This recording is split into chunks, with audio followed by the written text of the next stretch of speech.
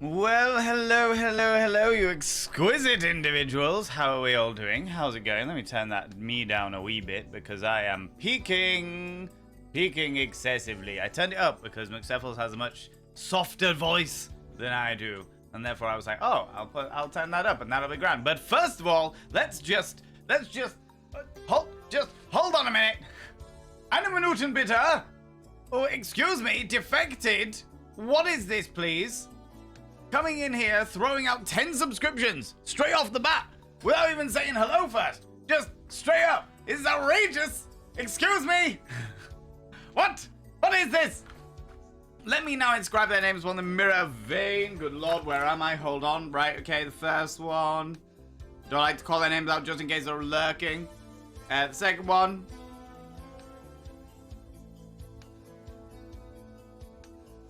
Oh my lordy, third one.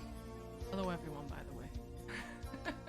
Hi everyone, this is my partner. This is McSteffles. You may know her from chat. He's absolutely terrible at introduction, so I'll just introduce myself. Hi!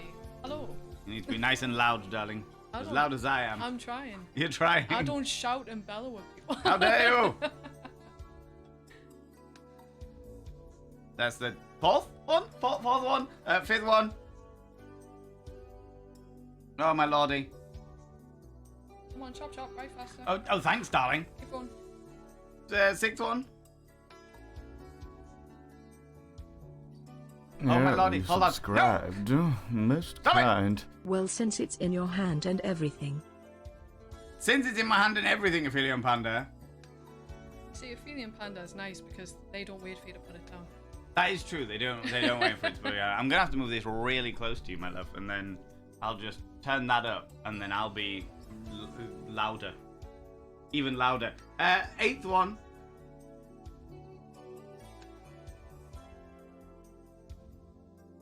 Yeah, And subscribed. that's one. Most kind. What? Jam brain. Yeah, you subscribed. Most kind. Think I'll join in contributing to the hand cramp. But why would you do this to me, Shade Secrets? But why would you do this? Hold on, Aphelion Panda. It's a raid. Flee! Flee! Oh my lordy! Hold on, just 1 minute. Ladies and gentlemen, and all gents outside in between, delve deep into your pits of popcorn and throw them at the raiders, throw them at the cheeky devils. Look at these people coming in. Stop it! I can't deal. Defected with another 5. Hold on, like this isn't.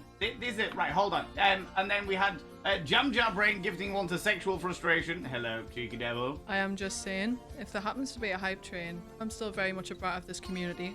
I am the self-nominated conductor of the hype train this stream. Don't you keep going? Don't you encourage this behavior? You're just right. Keep going. Don't you take it? Hello everyone. Oh, Don't you do it? Naya, you beautiful individual. Hello, you glorious being. Welcome on in. You're in a rush, but quickly throwing these peeps. I'll see you later. Bye-bye. See you later. Mwah. People, can we get a shout out for Naya B, please? Another shout out because you've probably already done one because you're glorious in streamers. But, oh, wait. 2 seconds. I need to set the bot back on. There we go. That was going. All right, okay. Now can you give me a shout out for Naya B because they're glorious and amazing. Naya B is a spectacular specimen of humankind, one of the first ever Twitch communities that I ever became a part of. They're wonderful. They introduced me to all of the gloriousness. They're spectacular. People from Naya's chat. What were you chatting about today? Tell me all the things. Tell me all the bits and pieces. Tell me what was going on, what was happening, and what have you. Shade Secrets gifting, resubscribing for 23 months. Naya, go do your thing. Thank you so much, you glorious individual. People, if you're new here, 2 things you need to know about this channel. 1, you're not allowed to apologize. Faux pas, individuals, faux pas. Pander to my ego. Pander to it. Pander to it. We all know McSteffles wouldn't be half as flustered dealing with this, because she has far more chill. I can also that is a lie. I can also write a Yeah, lot you faster than you. subscribed. That is, you are not trying to Most write whilst doing this. Stop! No, stop it, Bobby Wakefield. Stop it, you cheeky devil. It's a long time no see, Bobby. How are you doing? How's it going? Is it? Yes! Hype train. Keep writing. Hype train. Thank you, darling. Yeah, the you second one. subscribed. Most kind. Stop it! Nibirin! What are you doing? You're not meant to be adding Yeah, to you this. subscribed. And Jamjar as well. Most kind. This is a McSteffles takeover stream. I encourage this behaviour. You indulge yourselves. Don't you dare. Are you on chat there? I am in the streamer seat. You're in. How dare you? This is the stream. See, this is my stream. There is none of this shit. The third one of the glorious ones that defected gift out. And people, if you've been gifted a sub, please say a massive thank you to the person that gifted that sub. Defected has given out 15 subs this stream, which is outrageous. Subscribed. Most kind. Stop it! Damn it! Jamjar gifted one to McShut up. Ha ha ha ha ha ha. Rude. That was aimed at you, not me. What are you on about? Surely it's aimed at you. Me? Really? How dare you? Hold on. Oh my lordy. Welcome on in, Raiders. How you doing? Pander to my ego. Pander to it. Pander to it. This is All preposterous. hail our new overlord, McSteffles. Filthy, I tell you. Filthy. They're just cleaning each other. They're just cleaning each other on McSteffles' face. They're just cleaning each other. On my face. How rude. I didn't even ask us first. Oh my lordy. Hold on. Right, I've done the 5 that defected. Defected, thank you so much for those extra 5 there. And then we had oh right, hold on. We had 5 from Nibirin. Outrageous. Are you a bit flustered? A bit flustered. Are you alright? I'm trying to catch up with everything that's going on. The wonderful Naya B raided. Welcome on in, Raiders. You're glorious and fantastic people. Again, from my stream, go check out Naya B. They are beautiful and amazing. I love them very, very dearly. I'm really glad that they're back streaming as well. Really, really glad they're back streaming. They're beautiful and amazing and spectacular. Bobby Wakefield. Pander to my ego. Stop. Pander to it. Pander to it. Defected. Defected using 1500 bits. 1500. 1500. Why would you do this? Subscribed. Why? This is Most so kind. much better from this side. It is infinitely more chaotic and I love it. This is fucking scandalous is what this is. Just keep writing it. Smelly Willy. Pardon me? That was one from the glorious I was going to say, Jamjar. I don't approve of that pet name. I'm not. You're not calling us that. Listen here, alright? The Nibirin gifting 5. I will catch up. I haven't even said hello to anyone yet. I'll have, because I'm polite. Rude. Demise. If you, like I said, if you've been gifted a sub, please say a massive thank you to the person that gifted that sub to you. Oh, hold on. Right. There we go. One more.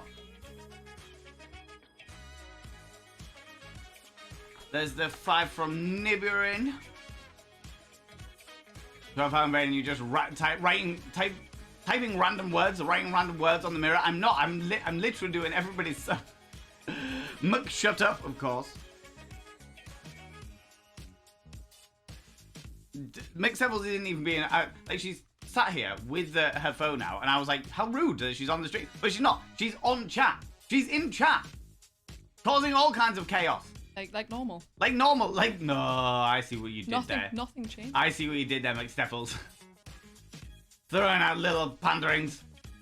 Little panderings. I had them left over. I wanted to join in. Jam Jar Brain with giving another sub to Handjob Delivery Service.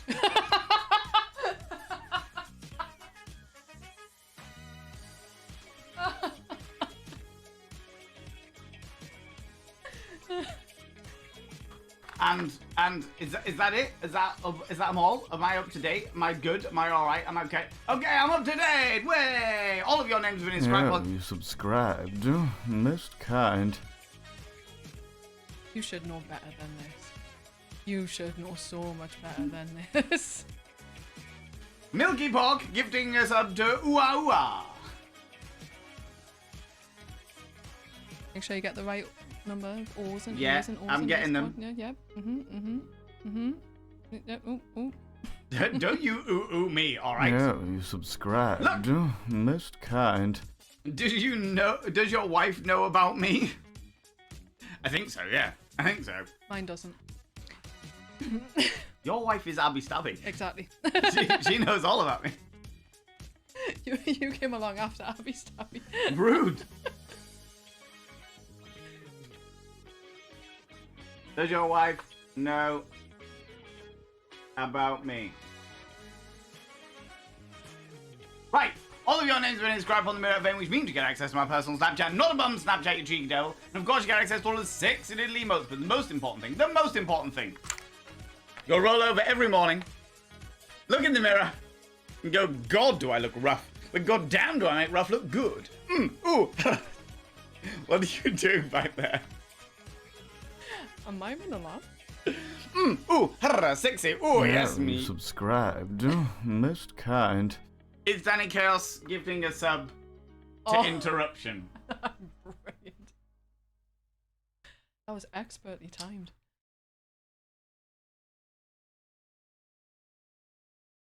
Interruption! Your name is now inscribed upon the mirror vein.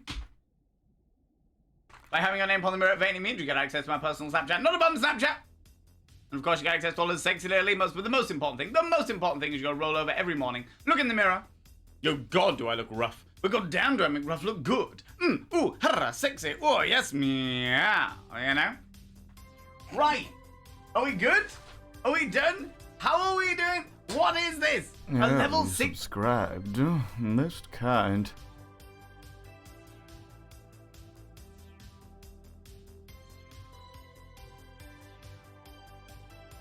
I haven't even said hello yet. I have not even said hello yet. I've said hello. I know you said hello, but I haven't said hello I yet. don't need you to say hello. How rude. You need to pick your mirror Like- back up.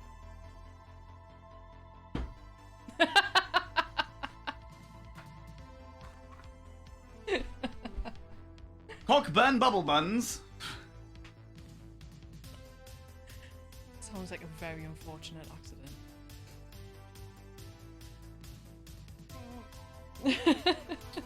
Your name is now inscribed on the mirror vein, which means you get access to my personal Snapchat. Not a bum Snapchat, you cheeky devil. And of course, you get access to all the sexy little emotes. But the most important thing is you gotta roll over every morning, look in the mirror, and go, God, I look rough. But God damn, do I make rough look good. Ooh, sexy. Oh, yes, meow. You know? And then angle that slightly towards you. And then it'll pick up your voice better, and I will not be quite so loud. Oh my lordy. Right, can we get another shout out for Naya B, please? Because all of the chaos happened while Naya B was raiding in as well. People, thank you so much for all those fucking subs you get. People go check out Naya B, and Naya B is a glorious individual, one of the first ever streamers, in fact the first ever streamer that I ever came across on Twitch. She introduced me to streaming. Her community was the ones that got me into streaming and started off my entire career and stuff. And I have loved Naya B since that first day. There's a reason why she calls me Auntie Val. We're very, very close. Glorious being. We love her very, very dear. I know she'll have disappeared off now. But yeah, go and check out Naya B. We love her very, very much. We love her very much. People, again, welcome on in. How's it going? You've come in at a chaotic time because I'm introducing my my glorious partner to the world of this bullshit. Well, this side of this This world. side. Because of normally this world. I'm sat there with you guys in chat. This is true. This is true. You normally are, alright? Love the accent, so cool. Demunia, you like her accent, yeah? Welcome on in, friends. How's it going? I realised that my thingy, I'm so far behind in chat that it's actually pushed me down that I can't actually go back and say hello to everybody. I actually can't do that. This is outrageous. Hello, how you doing, everyone? If I've missed you saying hello, I do, like, just hello. I'm saying hello to you all now. You glorious individuals, all the people that are here and in the chat. Panda to my ego. Panda to it. Panda to it. McSteffles for voiceovers. Immunity, thank you very much for the 500 little panderings. We're only 6 minutes. I am like about 60 minutes behind here. I'm a good 20 minutes behind, effectively. That's pretty good for you. It's quite good for me, to be honest with you. That is quite good. Naya B, you beautiful being. Go do what you need to do. I appreciate you very much. And Semba, finally some good looks on this stream. How dare you, Sem? How dare you? Is it rude? Rude! You heard her, don't you? All-Star Gamer Girl. I'm not appreciating how much you are being backed up in the chaos that you are causing here, friends. It's alright? almost like I'm part of the community. And almost like people actually like me. Rude. How dare you? How dare you all like my partner? How dare you? The scandal, I tell you. Friends, the hype train has now choo-chooed the fuck out of here, you gits. Great job, everyone. Great job, everyone. If you have got choo-choo emotes, please throw them now to say a massive thank you to all those people that subbed, that gifted sub, that threw cheeky little bitties out there. That was outrageous. That was one way to start the bloody thing off with a bang, wasn't it? We got level 6. What? Just I didn't do anything. We've got a poll to read. we got a poll. There's another Who one is before. best McSteffles or V? There was another one before that came up, but it was too chaotic to see what was going on. 2KI. What was the previous poll? Yeah, What happened with the previous poll? I missed it. I need to know. I need to know, everybody. Finding some of those. Pixie Bomb, how's it going? Eris Ptolemy, you beautiful bean. Jam Jar Brain, hello. Jenna Miss Joy, how's it going? Defected, you have been far too fucking kind, you beautiful individual. Classic Chunk, you wonderful bean.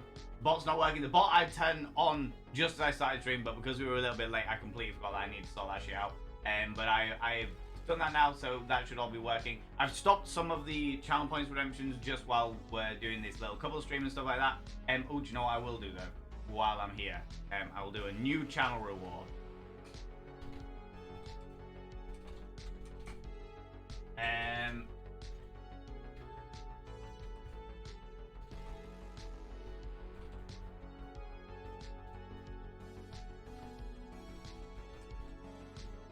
Just call it a couple's question, because ask the couple of questions. Oh yeah. That Seems sounds... very formal.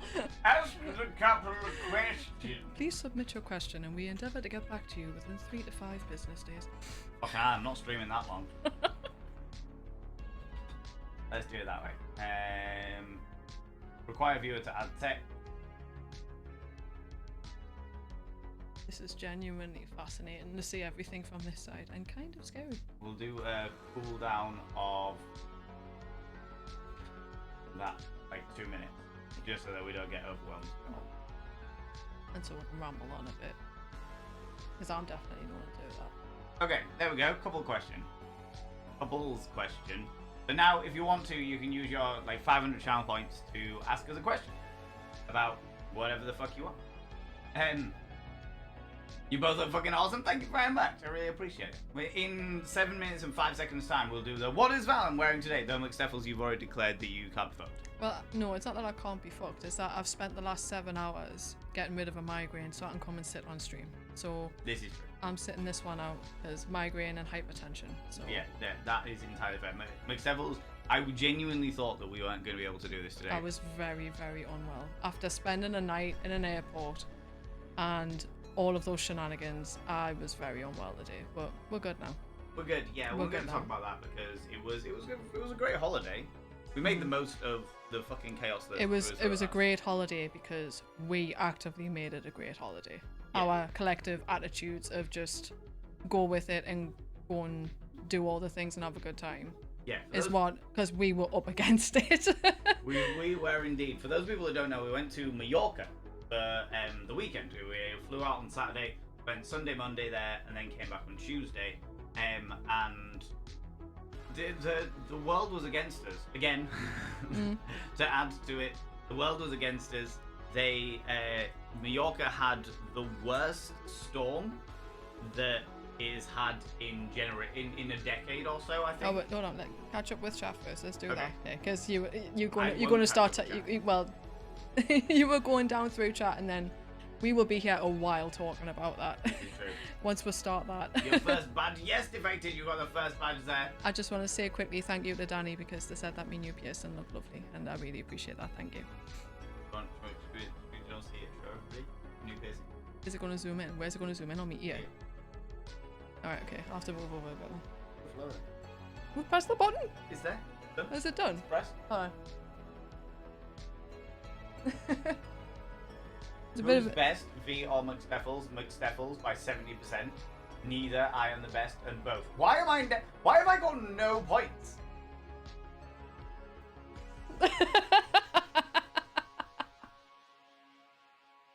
Rude. Rude. God damn it. Rude.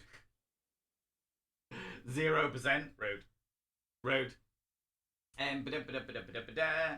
Future intensified. It certainly did, you cheeky devils. You want to touch it? Well, I'm glad that it's over. I'm glad that it's done. Done and dusted, alright? How much is 1,500 bits? 1,500 bits is a lot. approximately $15. Approximately $15.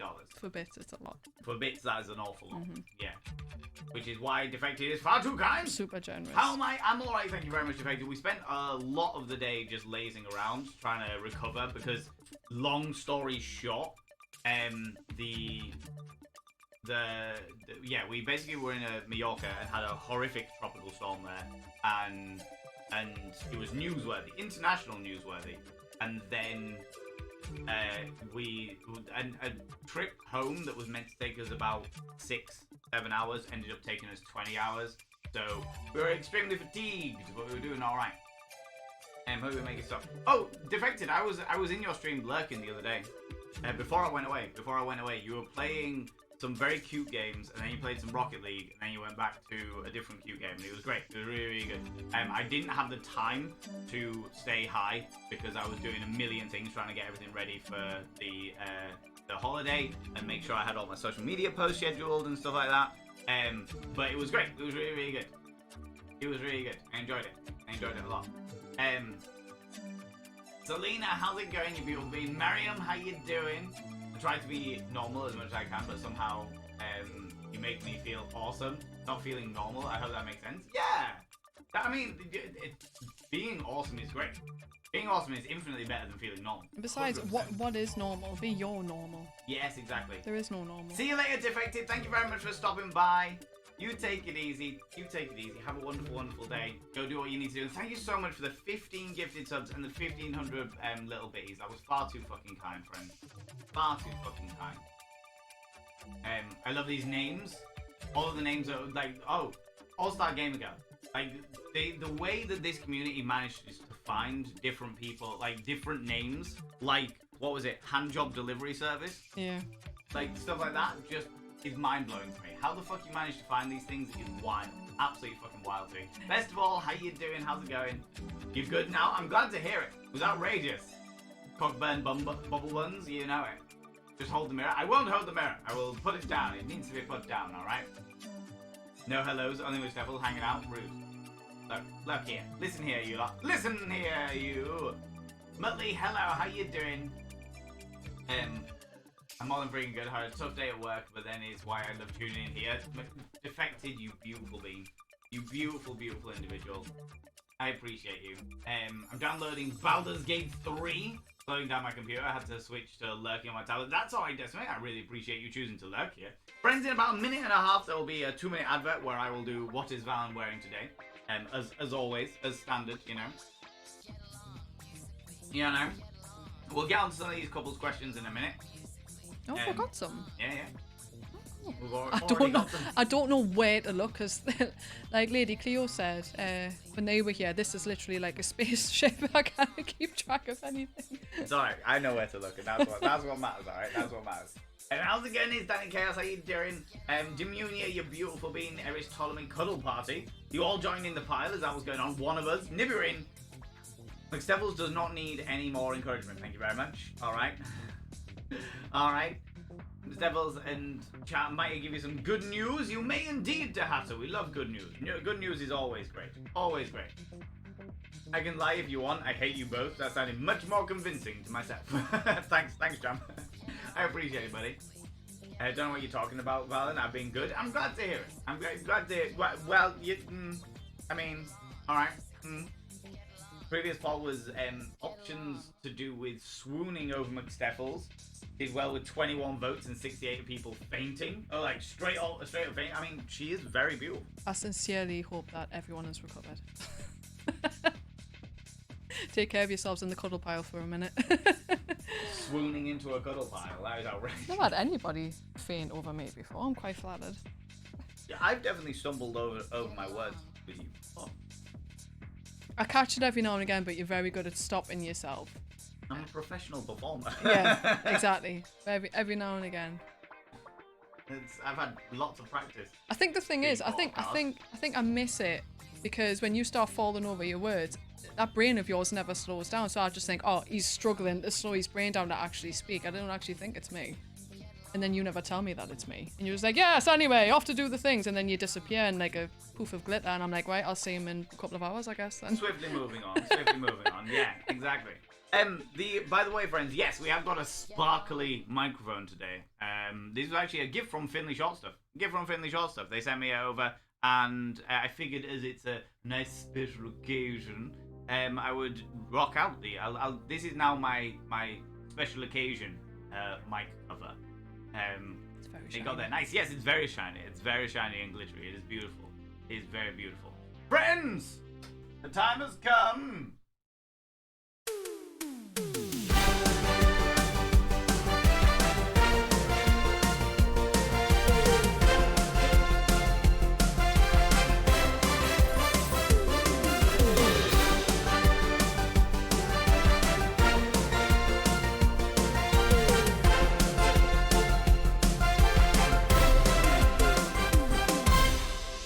That's right, ladies and gentlemen, and all genders outside and in between. It's time for what is Valen and definitely not McSteffles wearing today. Because from the waist down, McSteffles is naked. Naked! But today I'm wearing a sexy little red top because McSteffles likes it, some delightful silver jewelry, and a large amount of beautiful makeup. What else have I got on? Let's find out!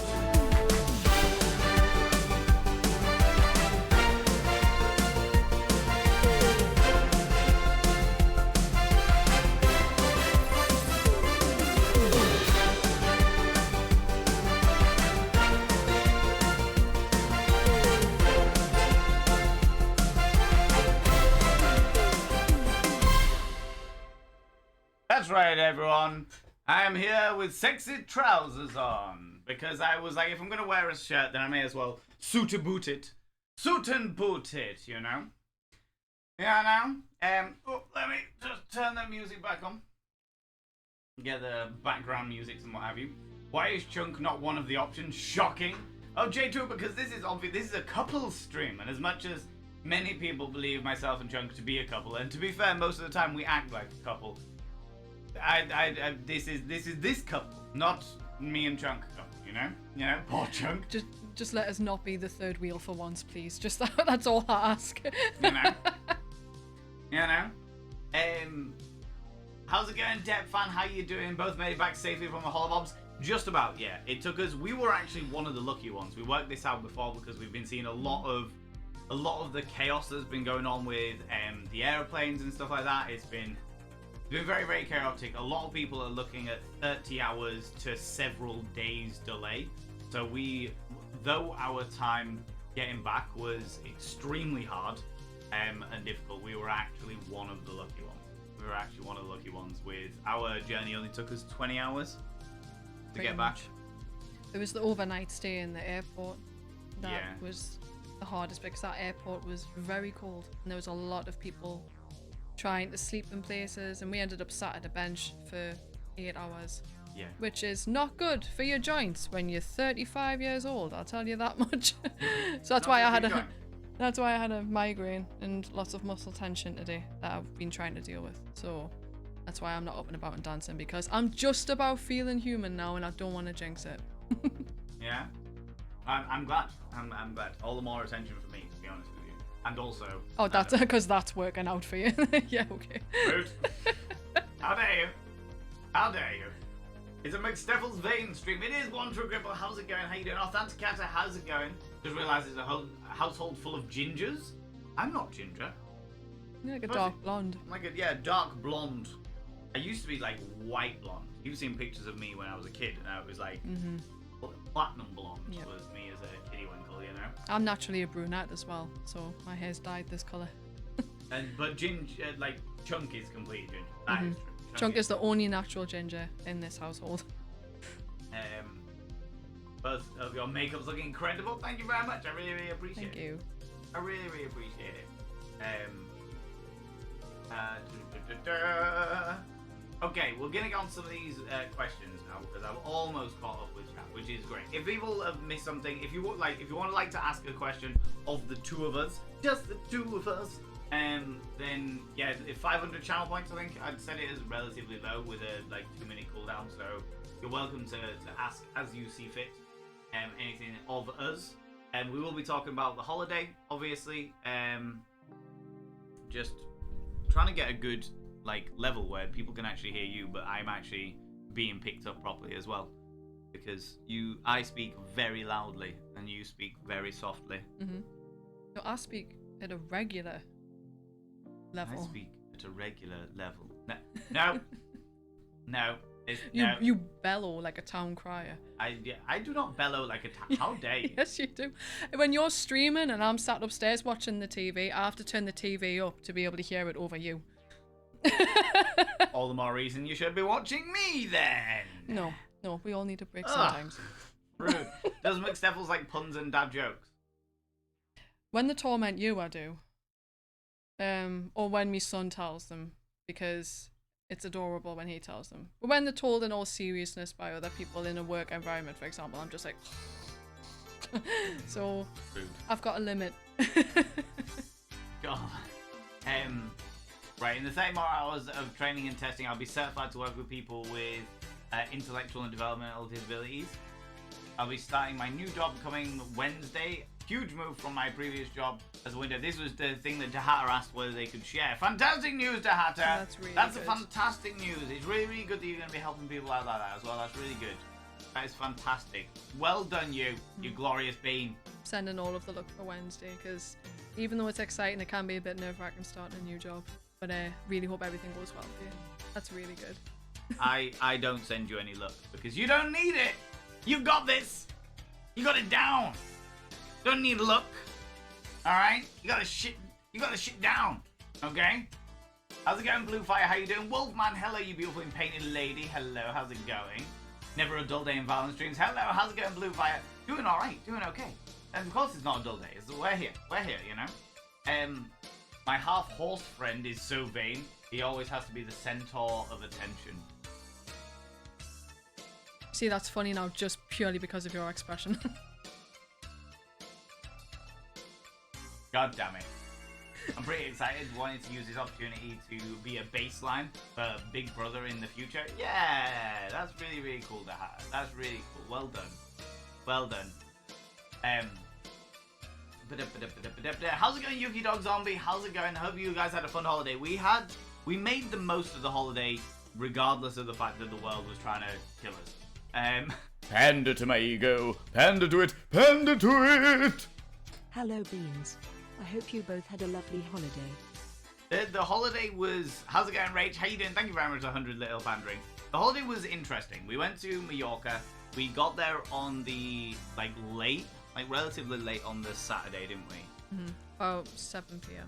Yeah, and it was stiflingly hot. It was so hot. It was 32 degrees Celsius when we stepped outside of the airport, which was wonderful for me because my circulation's terrible and I'm always freezing. But you were melting. I was hot. Perspire. I was like, oh, this is wonderful. Perspire. Oh god, the perspiration. And then the Sunday we were like, oh, we'll go down the beach. Mm-hmm. We wanted to go and sit at the beach, and it was a bit grey, and just started raining a little bit, and we thought, well, because it had forecast rain, so it had forecast rain all of that day, and we thought, well, we're from England, it rains all the time here. If it's going to be warm and raining, that's still great. We'll go and find some shelter, we'll take some books, we'll sit and chill out, it'll be fine. It was not fine. No, we literally walked out the hotel, walked down the street, saw a family of people in their swimwear running. When it was spitting a little bit, all right? It was spitting a little bit, just like a little bit of drizzly rain. And we were like, this is a breeze. It's nice and warm, it's toasty. And they were running towards us. And ran past us from the beach, and we thought, all right then, we can handle a bit of rain, no problem. And then we saw this wall of mist, and I turned to you, and I was just like, should we go back to the hotel? And I went, and then at that moment, it just hit us like a bag of hammers. It was like 70-mile-per-hour winds, freezing cold rain. You couldn't see at the end of the street because it was that misty. And we were trying to get back to the hotel, and it was hitting us in the back, and every time it was like somebody had just poured ice cold water right down the back of you. So I was screaming, going, ah, and going back to the hotel. It was genuinely like somebody was like throwing frozen peas at you. Yeah. Like literally just getting handfuls of frozen peas and just lobbing them at our back. And we were like, we're going back to the hotel then. Oh God. Yep.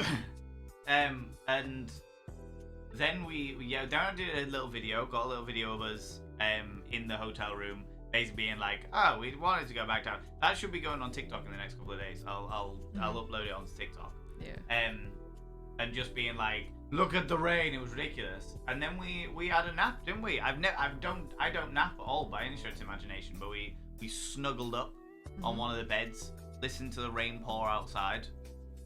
Which is actually what I use to fall asleep to normally. I'm one of these people that listens to the 10-hour-long YouTube videos of rainfall and things like that just to help my brain switch off. So that was ideal for me. So I ended up having a 3-hour nap because what else were you supposed to do? Evidently needed it. Yeah, we needed to catch up on some sleep. And then we got up and we were like, we need to go get some food. So let's leave and go and try and find somewhere to eat. In the lull. We had to wait for it to calm down a bit. Yeah. And then brave going down and around the corner to a little place to get pizza. Because we thought it was safe that we stay local just in case it hit again. And then it was at that point that like we were sat there because there was so much other things going on outside. Went to this place that we found. And there was like a table and they were like, you could sit on this table, and there was like they'd closed off all the tables outside. How's it going, Campfire Music? How you doing? They closed off the tables outside, and there was like a table that was facing a window, and we pulled both chairs round so we could look out the window and see all the stuff that was going on. Mm-hmm. And I was like, is that a beached ship? Mm-hmm. And it was a yacht from the bay that had beached on the sand. So past all of like the buoys, past all of the containment nets and stuff to stop people from like swimming too far out and stuff, and it had beached on a side and stuff like that. I was like, fucking hell, like the wind must have been worse than we thought. Mm-hmm. And it was on its side as well. It was tipped. It was beached and tipped onto its side and well and truly stuck. Yeah, it was really wild. Really, really bad. And then we found out that there was like half the trees down the street had been like snapped and blown over. There was an entire tree that had been blown over like a sidewalk and stuff. It actually, that big tree, it was completely uprooted. Yeah. And it had fallen over the exact steps that we were going to use to go down to the beach. So if we had been a couple of minutes further along and we had been going down those steps, that tree would have probably hit both of us. And we didn't realise that until we saw it the next day, and we were like, oh shit. Yeah, I think I was like, I would have deflected it with my forehead. I would have just been like, get away, you know? How's it going, Mizuki? Can I get a shout out for Mizuki, please? People go check out the wonderful, beautiful, glorious Mizuki. Mizuki is a wonderful being, a spectacular person. A live collab stream? Well, I suppose we're more than collaborating. Yeah, we collaborate on various different levels. I'm letting him sit in on my takeover stream. Rude. straight rude. Rude. I'm in the streamer chair. It's my stream. How dare you? I gave you my chair because you are achy. That is the reason. And I'm the streamer. People go check out Mizuki. Well, I think the mods are busy at the moment, but that's okay. That's all right. People go check out Mizuki. Mizuki's a wonderful being, glorious and well worth it, especially if you like your freaky deaky games, your quirky, spooky horror games and stuff like that. Beautiful being, love them very, very much. And yeah, do the things. Do the things. My brain is so fried right now. Loving the gold. Wait, what would you even call that? Codpiece for the mic? Yes, that is exactly what it is. It's a golden codpiece. To be fair. It was gifted to me by Finley Shortstuff. They saw it and they sent me a message just saying, I saw this and knew you had to have it. And I was like, I mean, to be fair. Yeah. So I'm not gonna have it all the time, but I'm gonna have it for special occasions. For special occasions. And yeah, since then we actually found out that there was like loads of people that were grounded. Like their flights have been grounded because they wouldn't. But like the flights obviously wouldn't fly in the storm. We had people coming back to our hotel and sitting around in the lobby because they went to the airport to try and fly back home, but they couldn't. So they had nowhere else to go and didn't know what to do, so they came back to the hotel. And they were the people who were getting told that they wouldn't be able to try and go back home for another 3 or 4 days. And there was no way. Our hotel was now full, so they couldn't stay there again, and they didn't know where they were going to go or what they were going to do. And there was a couple of people that just kind of grabbed a blanket from somewhere and lay down and went to sleep in the sitting area, which, you know, fair play to them. What else are you supposed to do? It was just chaos, absolute chaos. Where was this again? This was Mallorca. So this was on Saturday, and we actually spoke to a woman from Scotland, didn't we? And she was like, the earliest that we From can Glasgow. go back is Thursday. Yeah, and this was on the This was the evening of the Saturday night, yeah. because we were sat having cocktails, Yeah, we were. watching the rain. New York, no, Mallorca, near Spain. Near Spain. It's a little island off the coast of Spain. And this storm went viral as well. Yeah, the storm went viral. Well, it was what was it? The locals called it. But we went was it the night time? Or was it the day after? It was the day after. We went to a little place to get some food, and the woman who owned the spot, she said that it was abnormal. She described she'd been living there since, was it 2007? Yeah. She'd been living out in Mallorca since 2007, and she said it was abnormal, and was telling us all about what she'd been doing since moving over there. And we were just like, of course, we go on holiday for 2 days somewhere, and an abnormal storm that none of the locals have seen for a really, really long time happens to hit her. Yeah, it was typical. It was just absolutely typical. And but we had a great time. It was a great time. Saying that there was a good day. there was things people saying that like the airport had flooded and there was cases that were left out in the rain and stuff because everyone just sort of like abandoned ship and abandoned what they were doing to get out of the rain. So people like stuck there because they had no, like, the flights were all grounded and they were all cancelled because of the storm, and then they had nowhere to go. But when they got all their cases back, all their cases were soaked right through, so they had no clothes anymore to wear. And it was just like, fucking hell, like... We saw a TikTok as well, where someone recorded there was a plane in the air trying to land in Mallorca when that hit. And they recorded, and the turbulence was just throwing people all over the place in the aircraft. And I might even be able to get that video. yeah, it was really bad. Because we hit a bit of turbulence on the way there. Yeah. And it wasn't too bad, but there's one point I got a shock off it. I wasn't expecting the plane to just drop the way that it did, but yeah, I really feel for the people on that plane. Yeah, it was a wild one.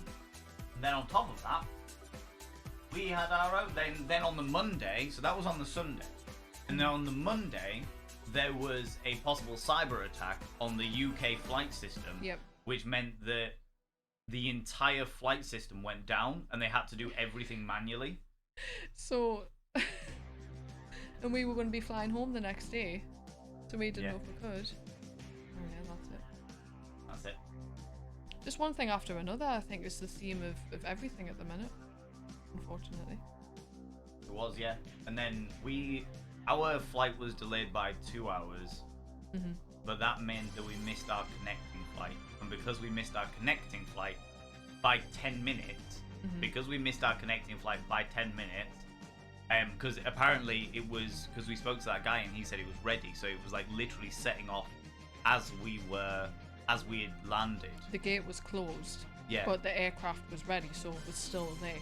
It was still physically there, but we couldn't get on the plane. And the airport was so big, trying to run around the place in flip-flops with carry-on bags you're not going to get anywhere fast, basically. Yeah. So there was no way we were going to catch it. It was also Dublin Airport, which is fucking huge. Yeah, huge, absolutely massive. But yeah, as a result of that, it meant that the earliest flight that we could get back was 6:25 in the morning, wasn't it? Yeah, so about 8 hours. Right, before we go any further, let me go on here. So I'm not going to do the sound because I don't know whether it's DMCA music or anything, and also it can be quite distressing for people. I'll show you the video this was the flight to Mallorca where the turbulence was it, and because people are like screaming, and yeah, it's pretty intense, as you can see. Pretty intense.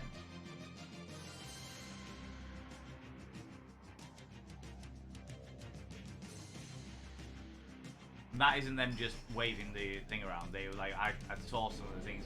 It was awful. It was so awful. You can see by the way the other people are moving. Yeah.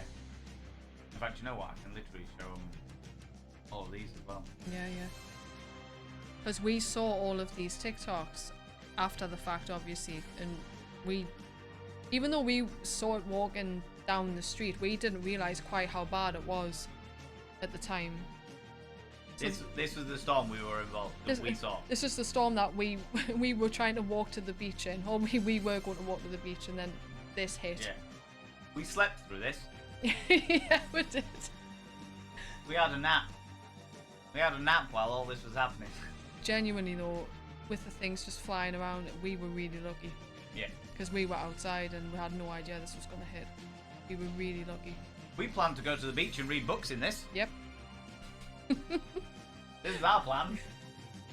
Just go like let's all head to the beach, and you know like what have you, you know? Like, it was pretty wild. It was pretty wild. Oh, but again, being on a plane or a boat and that. Yeah, I can imagine. Well, that was the thing, wasn't it? A P&O cruise liner crashed into a tanker vessel. Nobody was like killed or anything like that. There was a couple of injuries, but they were all superficial. But they like unfortunately both ships were still afloat and stuff like that. But just there was like videos of them like crashing and just watching the boat come closer and just hitting. It's just Yeah, because they couldn't do anything. Well, you couldn't in that scenario. It was pretty wild. So that happened on the Sunday that we got there. On the Sunday, like our first full day there. Mm-hmm. Then the Monday happened where the flight system went down, so everything was cancelled and delayed on the Monday, and that rolled over to the Tuesday. And then we got back early, Wednesday, late, with about mid-morning, wasn't it? Yeah, Wednesday morning we got back. Yep. This as well, we had to get back into England, but I had to pick my car up, and then it was an hour and a half drive back home. So on no sleep. On no sleep. So we were very responsible about it, and just kind of like making sure to have a cup of coffee, have a cup of tea. If we need to pull over and swap, then we will. But what else can you do? Yeah. You had so many issues at once. Cowboy music, do you want to see that? That is just the story of our lives. Yeah. That's the story of this year, definitely. I'm not going to go on a massive whinge or a rant, but the story of this year has literally been that one thing after another. And things happening where you just go, what the actual fuck? Where did that come from? So yeah. But then on the Tuesday, before we had to set off for the airport, we managed to get a little bit of a suntan. Yeah, we did. We got a little bit burnt, a little bit pink. A little bit pink, a little bit burning and what have you. We were definitely like the palest people at the hotel, though. We were walking around like two vampires next to the pool. It was just the sun was bouncing off us. But we also managed to get a swim in the sea as well, which was really warm. We did. Mm-hmm. That was really good. good. Nice. I actually swimmed out a little way and then swam back again. And I saw a fish in the sea. He actually shouted out loud. He was like, "Oh what?" I was like, "What?" I choked a little bit on the seawater. I was like, "Oh my God!" Because it was about this big. It was fucking massive, and it literally just swam by, and I was like, "The fuck is that?"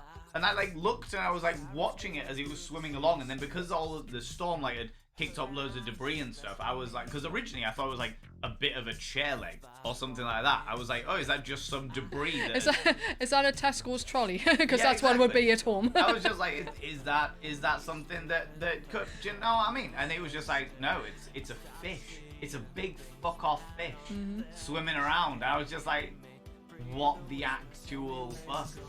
What is going on? Never seen anything like that before, especially in the ocean. It was big fucking out. Who'd have thought? Fish in the sea. Who would have thunk it? Yeah, but it was fish in the sea around a lot of people. Right next to us. Like, yeah. that was, I think that's what got me, because obviously fish in the sea, obviously. But it was the fact that, like, this was a tourist area where there was shitloads of people. There was, like, a good few hundred people. Like, I'd say probably about 500 people on that beach. Yeah. And they were all out in the sea. About and half were in the water and half were on the sun lounges.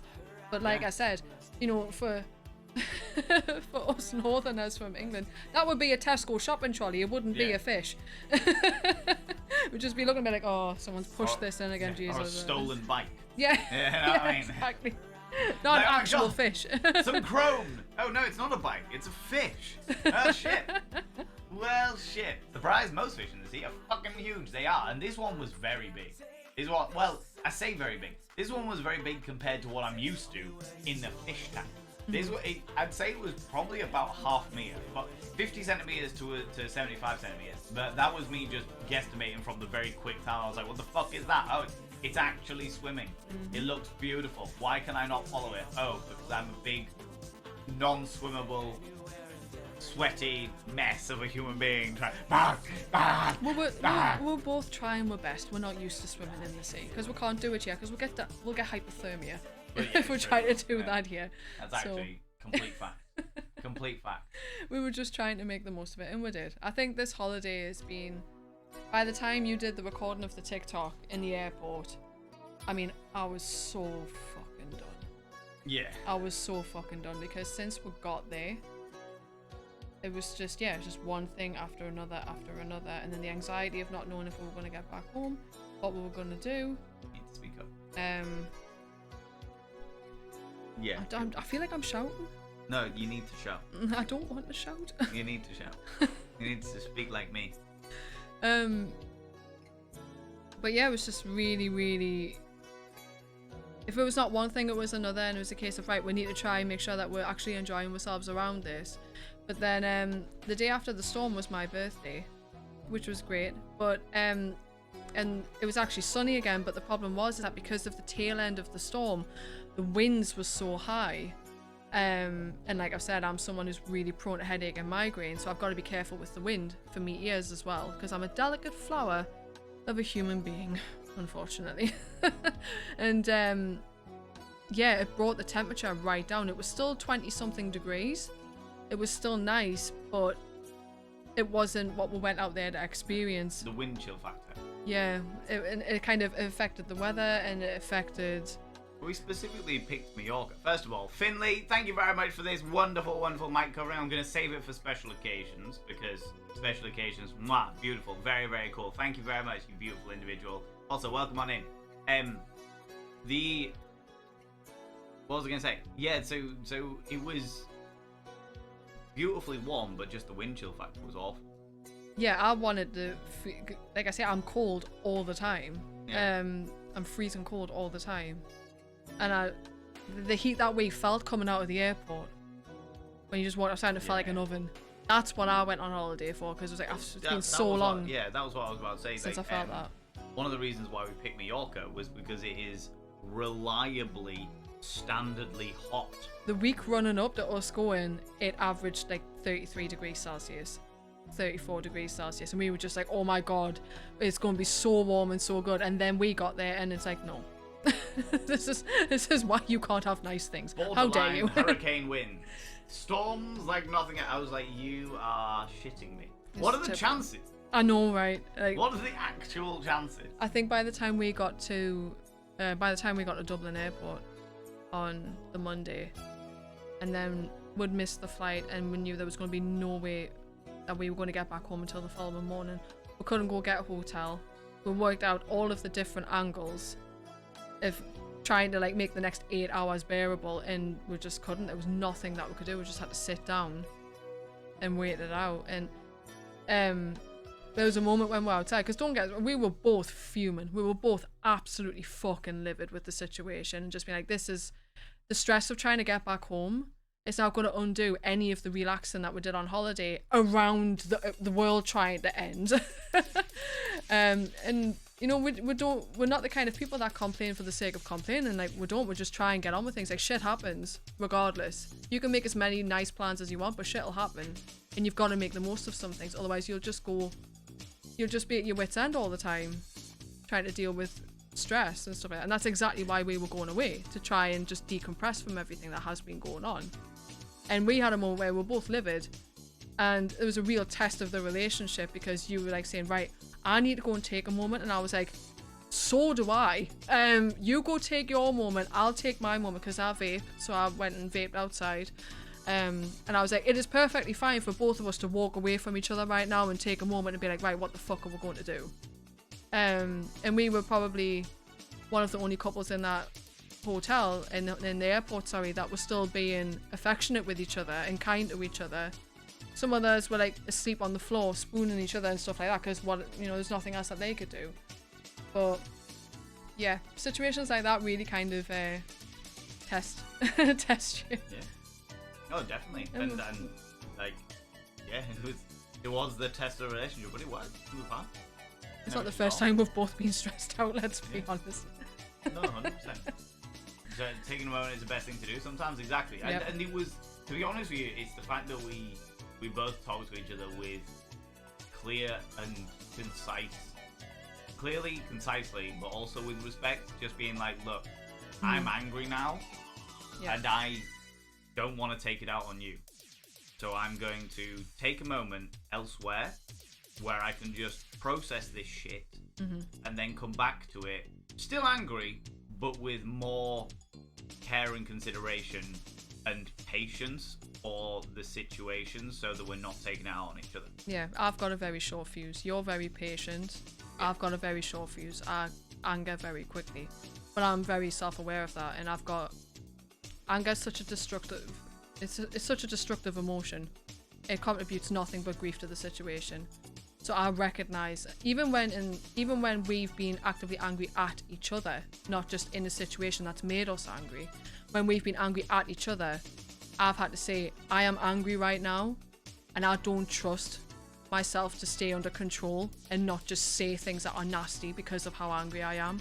So I'm going to go and take a minute, because once you've said some things in anger, you can't take them back. Yeah. And we've got a very, and that's taken a long time. I mean, I'm 35 now. That's taken a long time for me to get to that stage, to be able to do that, because I would just give in to my anger in situations like that. But we talk to each other very clearly about things. And we'll find a way to work through it, and I think that's one of the definite strengths here. And that we're at the stage of our life where it's like, I'm dealing with shit and I can't be dealing with this right now, so I'm gonna go and take a minute and make a cup of tea. But then saying that, like, even you say like I'm very patient, I am, but my patience is well known. You've got a lot more than me, like. But it's like when I do hit that point, like, you are one of the few people that see me at that point where I've just been like, right, I need to fucking disappear for a minute, because the anger is overwhelming me, and even though I'm very self-controlled, I am about to flip out.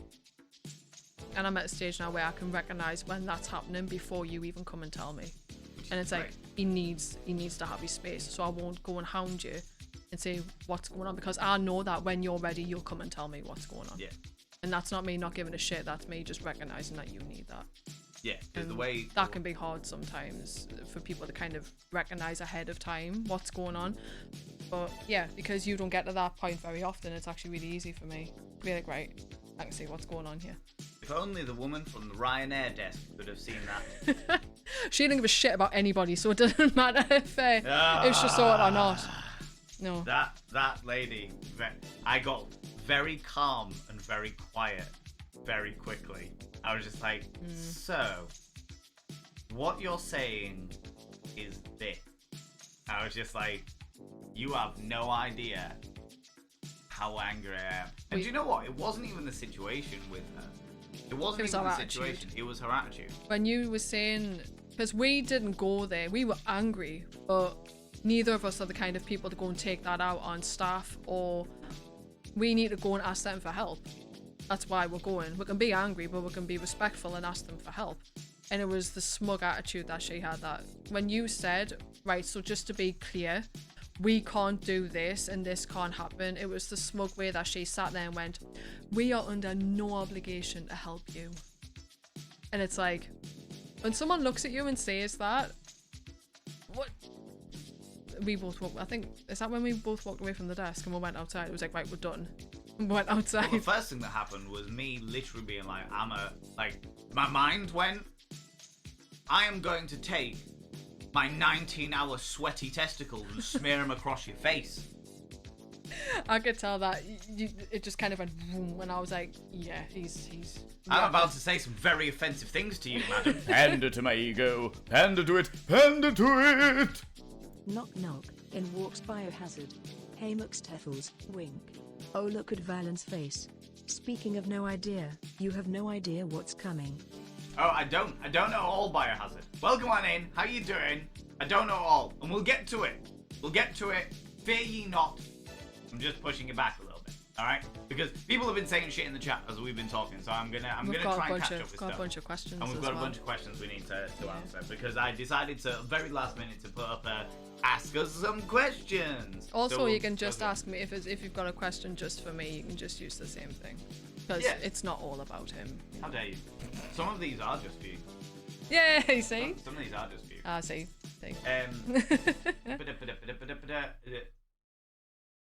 Oh, the volume isn't too quiet. That's good. That's good. From the Isle of Wight, swim in the sea, get little fishes trying to munch your toes. Oh my god, Prags. Oh no. Do any of them actually run off with a toe? You have to staple it back on. What's going on? Do you know what I mean? McSteffles doesn't need to talk like you. For a start, you have they have a decent accent and not an old one. How dare you, Mr. Trilby? You know what? I'm not used to people actually liking my accent, because with the Geordie accent, it's very much a love or hate and nothing in between. True. And I'll tell you a quick story. I used to do modelling when I was in my early 20s, and I used to. That's not a flex. It's just a fact. But I used to go to these modelling photo shoots where there would be about 6 or 7 photographers, and you would go around different sets and meet them and things like that. And I met a guy and I shook his hand. I went, "You all right? How you doing?" And was talking to him, and he just looked at us and he just went, "You do know you're stunning until you open your mouth."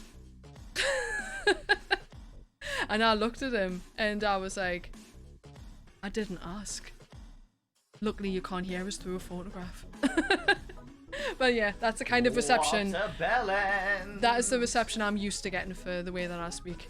Or I get mistaken for being a guy on the phone a lot. That happens a lot. Are you planning another holiday or leaving it for a while? To be honest with you, we had to buy like extra plane tickets because they were under no obligation to help us. So we'll probably leave it a little while now, just because holidays are expensive as fuck. I would love to go straight back on holiday. Yeah. To have one where all of this shit isn't happening this time, but we said next time we want to try and go for a week and go a bit longer, so we've got more leeway. And more days to enjoy there. But as with everything at the minute, it's about time and money. So I'm a single parent, I've got a little one, I don't have a lot of free time, you know, just balancing all of the scales to try and go away somewhere. Yeah, exactly. The holiday to get over the holiday. This was the thing, like the travel back, the 20-hour travel back meant it kind of undid all of the stuff, all of the good that the holiday brought us. Like we did have some relaxing times. We slept through a fucking hurricane. We've got some great memories and stories, but I've spent all of today in bed in agony for being at the hotel. Not the hotel. I keep saying the hotel. The airport. And this is the worst migraine I've had for a very long time. And I kind of knew it was coming because of the tension in my shoulders and everything. And I was just sitting crying before, wasn't I? And then you went out and got painkillers and food and stuff for us, and I've managed to pull it Pander back. to my ego. Pander to it. Pander to it. McSteffles, question. How did you and Valen meet? I would love to know the story behind you two getting together. Valen, you don't need to comment. Hey, Biohazard, fuck off. Rude! That is actually one of the questions in the couple's questions, is how did we actually meet? And no, Biohazard, it didn't have anything to do with you. No, it didn't. No. No, it didn't. No.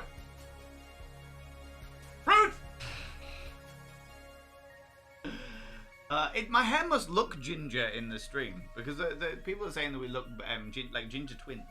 I think it's because this room's red. I think it's because it's red. And yeah, it looks gingery against the shirt and the red background. Yeah, depends on what you're wearing sometimes. I've got nothing against being ginger. I'm just not. I would be perfectly fine being. But yeah, no, I'm more. Yeah, I'm a dark blonde more than anything else. I do, however.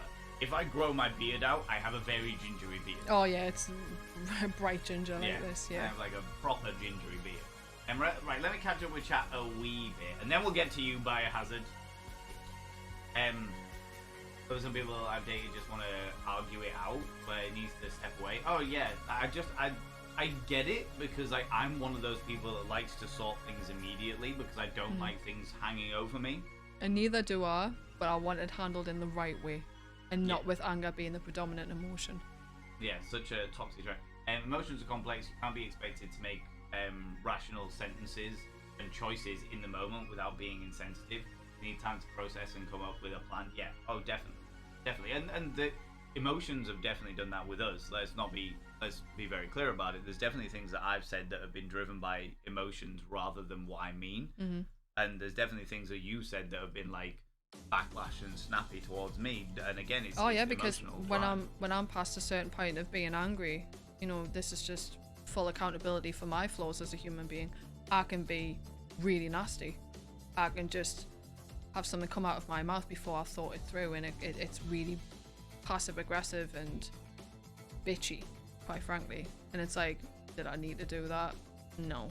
And there's definitely points where I get quite patronizing because of the fact that I take a breath in a way of controlling my emotion and then say something, but because of the fact that I'm still trying to control my emotion, it just comes out patronizing. Yeah, because you're talking in a very slow and measured way, but then I sit there and it's like, I feel like you're talking to a 3-year-old right now. And it's like just that kind of controlling my fury. That kind of clash and how each of us deal with it. So that it's kind of like a toddler knocking a building and box over. You can either don't sound like that. You can either scream at them or calmly walk away when they calm down and ask why they felt the need to do that. Yeah, exactly, Bluefire, exactly. I'm not gonna lie. Conversation going on. I wanted to throw a full-on toddler tantrum in the airport and just scream on the floor for a bit, but Oh yeah, what gate were we? 13. Yeah. Lucky number 13. Oh, that's not even talking about the fact that I became a fucking counselor at 6 a.m. in the morning. No, we'll tell that story a bit later on, because one, that's a triggering story, genuinely, and two, these questions have been sat here for ages now, and I'm starting to feel bad, and I want to answer them. All right, okay. There you go. Hello, partner. You're a beauty, Lolo Frosty. How you doing, you beautiful bean? These are all really nice. Like I said, it's so weird being on this side as opposed to kind of sat in there with all of you, because that's where I normally am. Yeah, how's it going, Captain Babby's Red? How you doing? How's it going, Alpaca Duo? Yeah, glad to see your home today. We are indeed. We're out. It was a hard journey, but we are one of the lucky ones. We are one of the lucky ones because ours only lasted 20 hours. But yeah, giving a red tint. Oh, the red lava lamp in the background, giving it a red tint, maybe. Yeah, that's possibly it. It does have. You've got a red undertones, but your hair is like a dark blonde. Yeah. Bloody hell, McSteffles, I'm loving hearing your accent. Normally, find our local accent can be grating, but yours is lovely. I really appreciate that. That's what I think. I think I don't know. I can't help it if I go somewhere. Like say when we went to Twitch London. Yeah. And I'm meeting a bunch of people for the first time, and then I start talking. I get self-conscious about my accent. In case people kind of get shocked hearing it and just think, oh, Jesus Christ. So I appreciate that. So. Right, should we answer some of these questions? Yes, we shall. Okay, before we do that, though, yes. Very important that we do something, alright? Okay? Oh, God. It's normally me wheeling you around. It is normally. Okay. Just get that all ready. Okay. I'm not singing. Hey, McSteffles. Mm-hmm. We went on holiday. Mm-hmm. For a very special reason. Mm-hmm. Happy birthday, to you. Happy birthday to you. Happy birthday, dear McSteffles. Happy birthday to You see the shine I've got to put up with?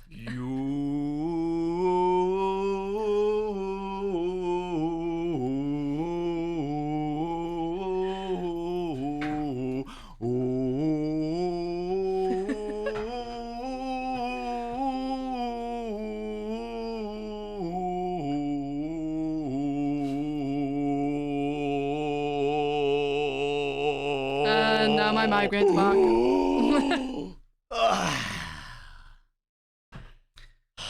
Happy birthday, darling. Thank you. Not like you've already sang that twice to us already. Well, it had to be done, alright? It had to be done. It's the tradition It is. that I sing people their happy birthdays, alright? That's true, it is. McSteffles, this is my life now. 2023. Is that Pander just to my radiating? ego. Pander to it. Pander to it. Don't worry, McSteffles, our time will come later. It's just for you, Biohazard. Just for you, buddy. Just for you. I think that's why he's doing it, because he's like, I can sing happy birthday. I've got control over this situation for now. For now. Oh god. Oh god. Okay, couples questions. Okay, We've done the happy birthday thing, alright? let's go. All these people are saying happy birthday, happy 22nd birthday, Dapper Cogsworth, you flatterer. Fucking hell, I wish. Flatterer. McSteffles, do you need to lie down after being subjected to that? I need to take more medication for me migraine.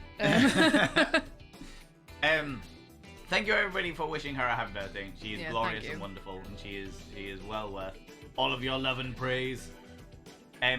We've had a redemption. We'll get to it in a minute.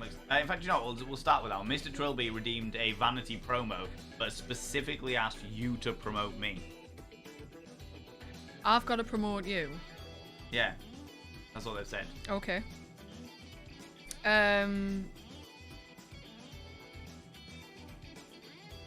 I'm gonna push what I have actually been telling you to push after I told you about the update. Alan's YouTube. We want to get him to 500 followers on there. He's at 300 and odd. He's getting closer and closer and closer. Okay. So yeah, if you haven't given him a follow on YouTube, please do, because if he hits the 500 mark, that would be fantastic. I can actually start monetizing my content. And that is how you promote yourself. So watch and learn. Oh, okay. Okay, thanks, darling. Yeah, without cringing and dying inside, just being like, I would like this to happen. Please help. Thank you. Thank you. You've got the links there. If you would like to do what McSteffles has said, go to it. I'll go unfollow and refollow. That'll help, right? I don't believe so. No, but thank you very much for all those people who have done it. I've got the two. We've got the VODs channel for those people who like to watch the VODs. This will also be on the VODs channel, because all of them are going on the VODs channel. And the Thurston Vanity channel, which will have a new video tomorrow at 7 PM. Brand new video tomorrow at 7 PM. So yeah. See, that's how you do promotion. Take notes. Rude. Rude. Follow. Thank you very much, Queen Bob. Queen Bob, I love it. Queen Bob the Drama Llama. I love it. Okay, so that's that one done. Thank you very much, Mr. Trilby, for redeeming Vanity Promo. First question, does Valen snore? He actually doesn't. Thankfully, because I cannot stand snoring. I can't tolerate it. I can't sleep next to people who snore. So no. The only time you've snored is when we've been out on a night out and we've both had quite a lot to drink. And even then it's you roll over and then it stops. So I think it's just when I'm on my back usually. yeah, sometimes though you're so quiet it's like, is he even still breathing anymore? Or are you just lying there? However, So- she is absolutely, because I normally fall asleep before she does, she has absolutely clocked the process in which my body falls asleep. Yeah. So I guess settled into bed to sleep. I'm little spoon, your big spoon. Yeah. Put your arm over us. And I feel your arm getting heavier and heavier as you start to go to sleep. And then he starts to do these full body twitches.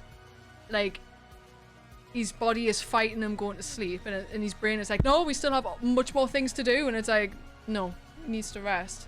So your legs will twitch, or you'll knee me in the back of my leg, and then it all builds up to the grand finale, which I call the full body salmon, and I'm like, it's any minute, and then it'll be like he's fallen off a cliff, and his entire body will just go, what? And then and then I'll get a fright, and then you'll just settle to sleep, and I'm like, right, now I can go to sleep. Okay.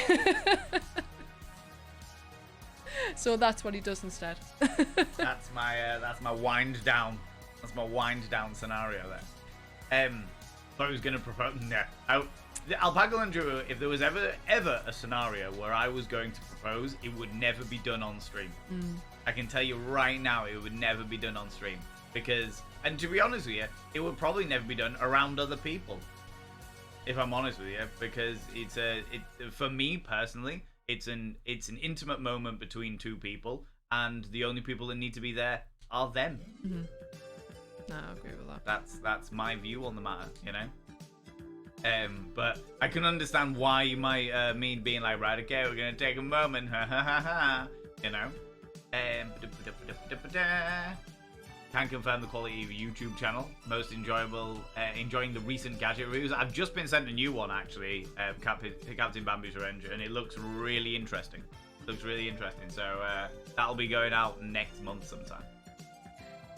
Because I don't want to do more than one product review a month, because I feel like it's a bit much. You know what I mean? Date a beautiful woman, get them to promote you. Everyone is beautiful, so yeah. Date beautiful anybody. You know what I mean? On monetizing content, is it intentional that the VODs are no longer saved to Twitch because you want people to watch them on the tubes? Yeah, so basically two aspects to that, Nibirin. Yes and no. No, in the regards that I did on my birthday stream, there was some copyrighted material on it, because I just stopped giving a fuck. And because of that, Twitch decided themselves that they were going to automatically unpublish any VODs that I have. So my VODs are automatically unpublished, and I don't have a choice over it. I have to then go back and publish them. But also, I can't monetize my VODs on Twitch, whereas I can eventually monetize them on YouTube if I get to that level. So yeah, all of the VODs are going to be available on YouTube. So that's the reason why I'm moving them all over there. But the reason why they're automatically not published on Twitch is because Twitch won't let me. I have to go in and publish them, you know? So yeah, it's frustrating as well. You know what I mean? I'm just laughing at Jam's comment because that's so accurate. Valen getting comfortable has a fit instantly. Yeah, that's literally it. I'm just not used to it, alright? I'm just not used to it. God damn it. Dramaticist of llamas, yes. Very much so, Queen Bob. Very much so. That's how you do promotion. Get McSteffles to do it for you every stream. I might record you to do my promotions. When people request a certain promotion, it'll just pop up at the side. You just being like, hi everyone, this is what you do. Oh, right, because that's my accent. Like, Yarit, Yarit, this is how you do it. Don't know what that fucking accent was, but it was yours apparently. It was definitely not mine. Right. So, hypnagogic jerk every night. Don't know what that means. Yeah, I knew it had a name, and it's like the whole falling off a cliff feeling, and it was, it's something to do with where your body is falling asleep faster than your brain is, and your brain is panicking, or the other way around. One's falling asleep faster than the other one, and it's trying to kind of get back in sync. So your body does this big, massive jerk. Oh, in which case, yeah, my brain falls asleep far faster than my body does. No, or the other way around. No, because your brain never switches off, so that's why it makes sense with you. It's like your brain is fighting falling asleep because, like, no, I have so much more work I need to do. A hypnagogic jerk is your brain checking that you're alive. Yeah. So it sends a shock to the limbs. Oh, yeah. Apparently that I do. Yeah. You say I do it all every night. Because your all systems go all the time, so that when you do actually get some rest, your brain thinks you're dying. What Biohazard's written. Valen is a massive jerk. I am. Thank you. I mean, am I inclined to like? Alright, never mind. I love that you fall asleep afterwards. Apparently so. Let me be very clear. I have no recollection. I know that, like, sometimes I catch, like, my leg doing a jerk. But I'm in like a semi. What are you laughing at? Valen jerks off to sleep. I mean, he's not wrong. Brain, are you dead? No? Okay. Yeah, that's literally what it's like. That's at least he doesn't kick you in your sleep. Yeah. You've kneed us a couple of times. When one of your legs is jerked and your legs have been bent, and then you've kneed us. And then I've turned around and glared at you, and you're just lying there like. Yay! So. Unconscious assault. Pretty much. Yay! Damn it. Basically, muscles jerk so you get your body falling asleep, and your brain checking that they're still working by joining them awake. Okay, yeah. I jerk off to sleep. What can I say? It's the only way to do it. And if you're not, what can that say about you, right? What does that say about you? Friends! Nibiruin has redeemed Show Dono with speech. Now, at the moment, I haven't actually changed this.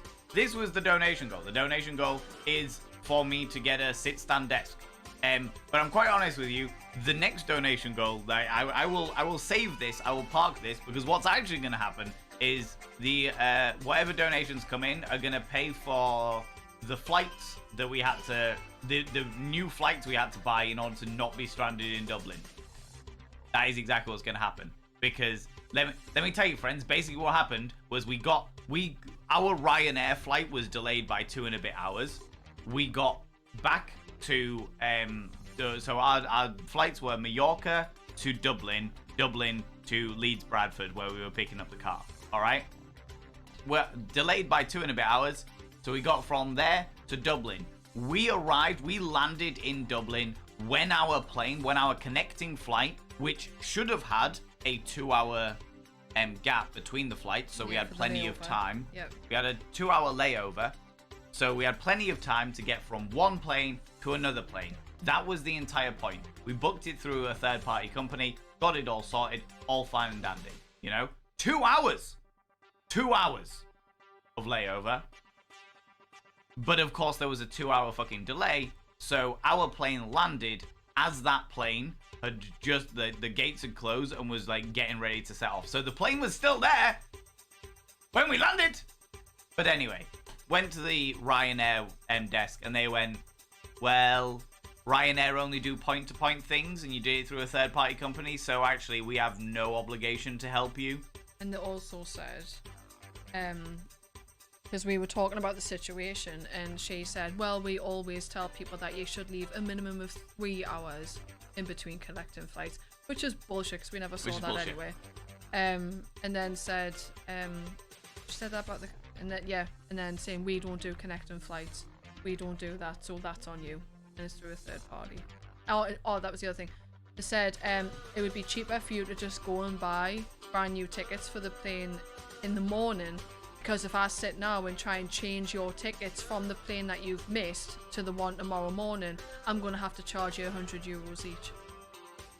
So and it's like, but we've already paid for the flight. No, I have to charge you €100 each to sit and change everything, and it's just... So yeah, so we ended up having to buy... There was no obligation from Ryanair to stop us from being stranded, despite the fact that it was a Ryanair delay that caused us to be stranded in the first place, which I know full well that the train service in the UK, it's like if they are causing you to be stranded somewhere, they are legally obliged to get you home. But I know that Warlock sent me a whole load of stuff that I still need to go through. But anyway, regardless, we were stranded in Dublin, and we ended up having to buy brand new tickets. So any donations that come in now are going to go towards recuperating that fucking loss, because I spent money that I didn't have in order to make sure that we could actually get home. Woo! So travel law is a beast of its own. Yeah, so I'm gonna be looking into that to find out exactly what rights I do and don't have. But that's an issue for me later on in life. But yeah, so it was a bit fucking shit. So as much as there is a donation goal going on for the sit-stand desk, any donations that do come in will actually be going straight into that. And I'll just want to be very clear about that. As much as I do want the sit-stand desk, I need to recuperate. Well, I need to make sure that fucking gets covered first, because that is shit. Never fly that airline. They're very, very good at offering cheap things. They're also very, very good at fleecing as much money out of you as possible. But that's an entire thing of itself. So yeah, so let me be honest about it. That's exactly what that's about. That's exactly what that's about. Thank you very much for showing the dono with speech there, Nibirin, you cheeky devil. You cheeky devil, you. And now do an impression of the jerk off, Killer Queen Rich, of that one. Get banned off Twitch, I'm afraid.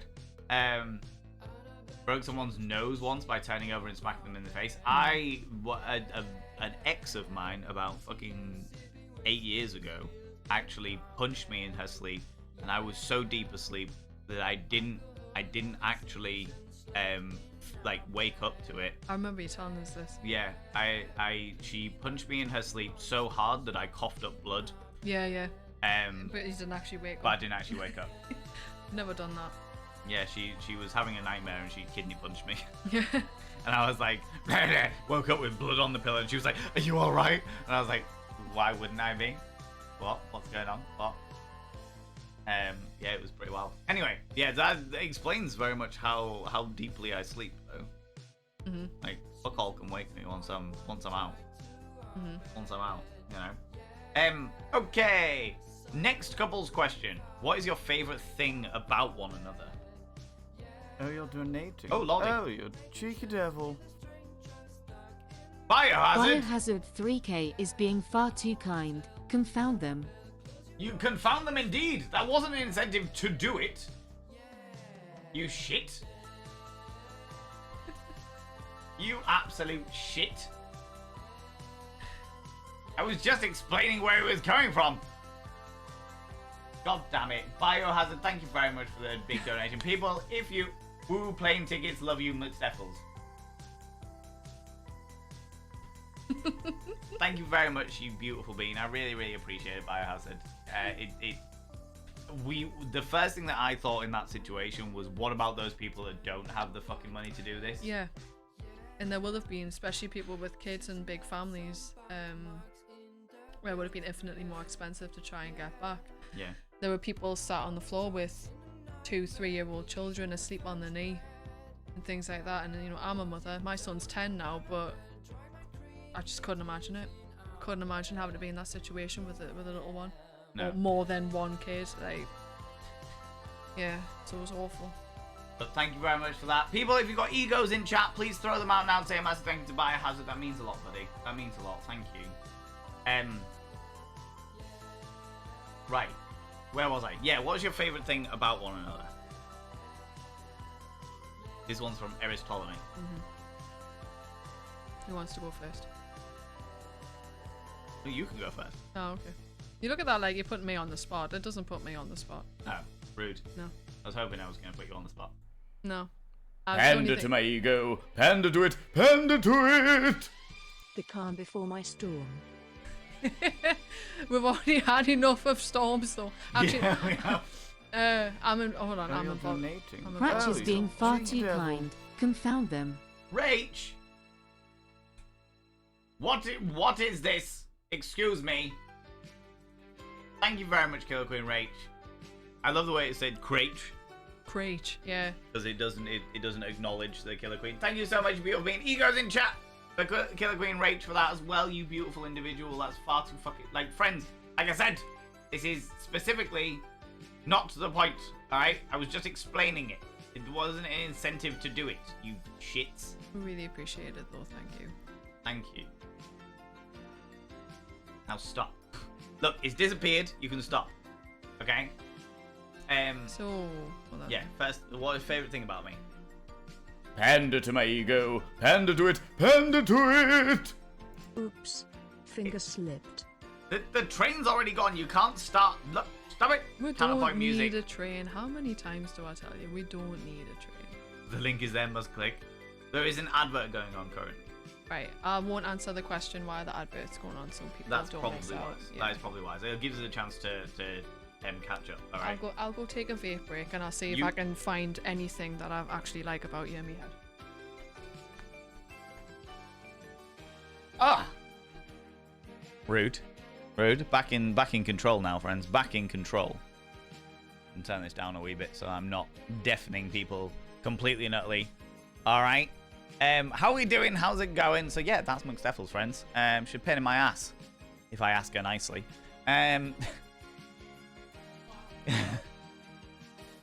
She's just there going, wow. Pander to my ego. Pander to it. Pander to it. But planes are unreliable. Take a hype train instead. They never get cancelled.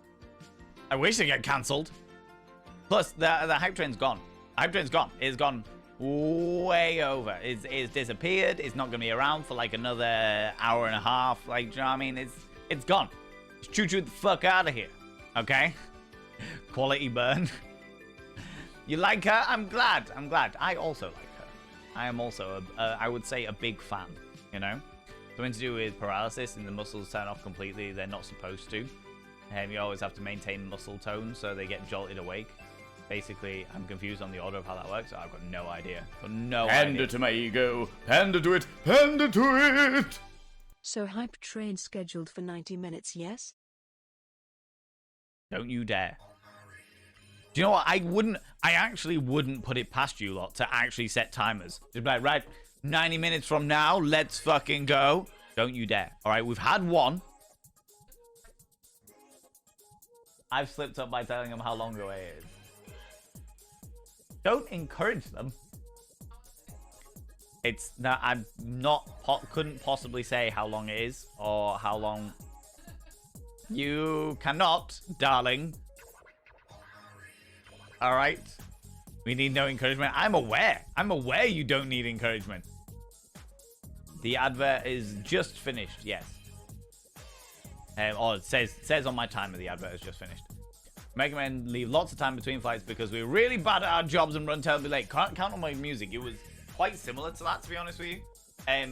The situation ended up being that it was like, they were like, we do you know what the worst thing was? I forgot to tell you as well. Ryanair actually sent me an email today, this morning, saying we recently we had to verify you on the app that you were using.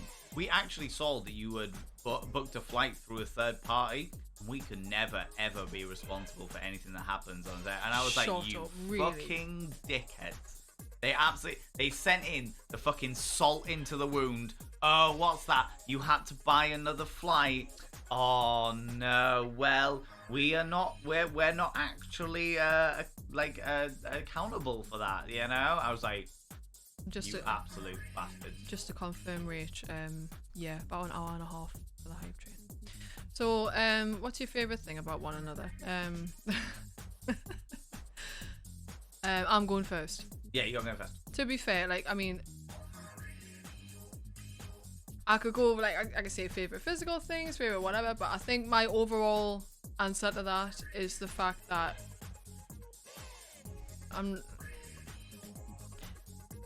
a lot of people in the community already know this because I'm very transparent about it. I've used the vent and rant space in Discord before.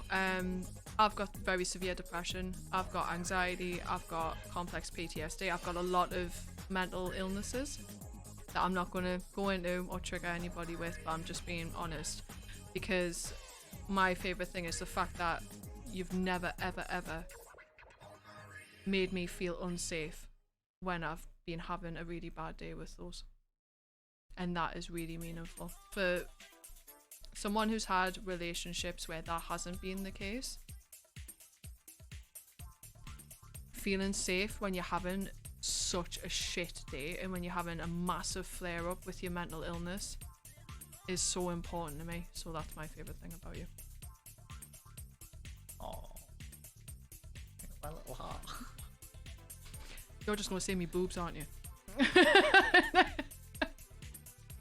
You have to think of something else now because I've called you on it.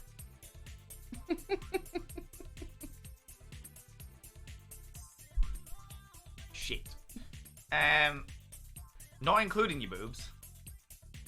First of all, thank you very much for that. The thing when you're having a bad time with your mental illness, you need to feel safe, and if you're with somebody, it's really important that your partner does that, because it'll be temporary. Yeah. It'll stop eventually. But I've never I've never thought of your mental illness as they are things that happen to you. They are not things that define you. Yeah, and I say that as well, that the things that I suffer with are not me, and it's really important that I have that distinction in my own head. But you'd be surprised how much that's not the normal mentality for people, unfortunately. And that's you know. Yeah. I've told you so many different things, so that's my main thing. Someone hug somebody now. Don't cry, you're right.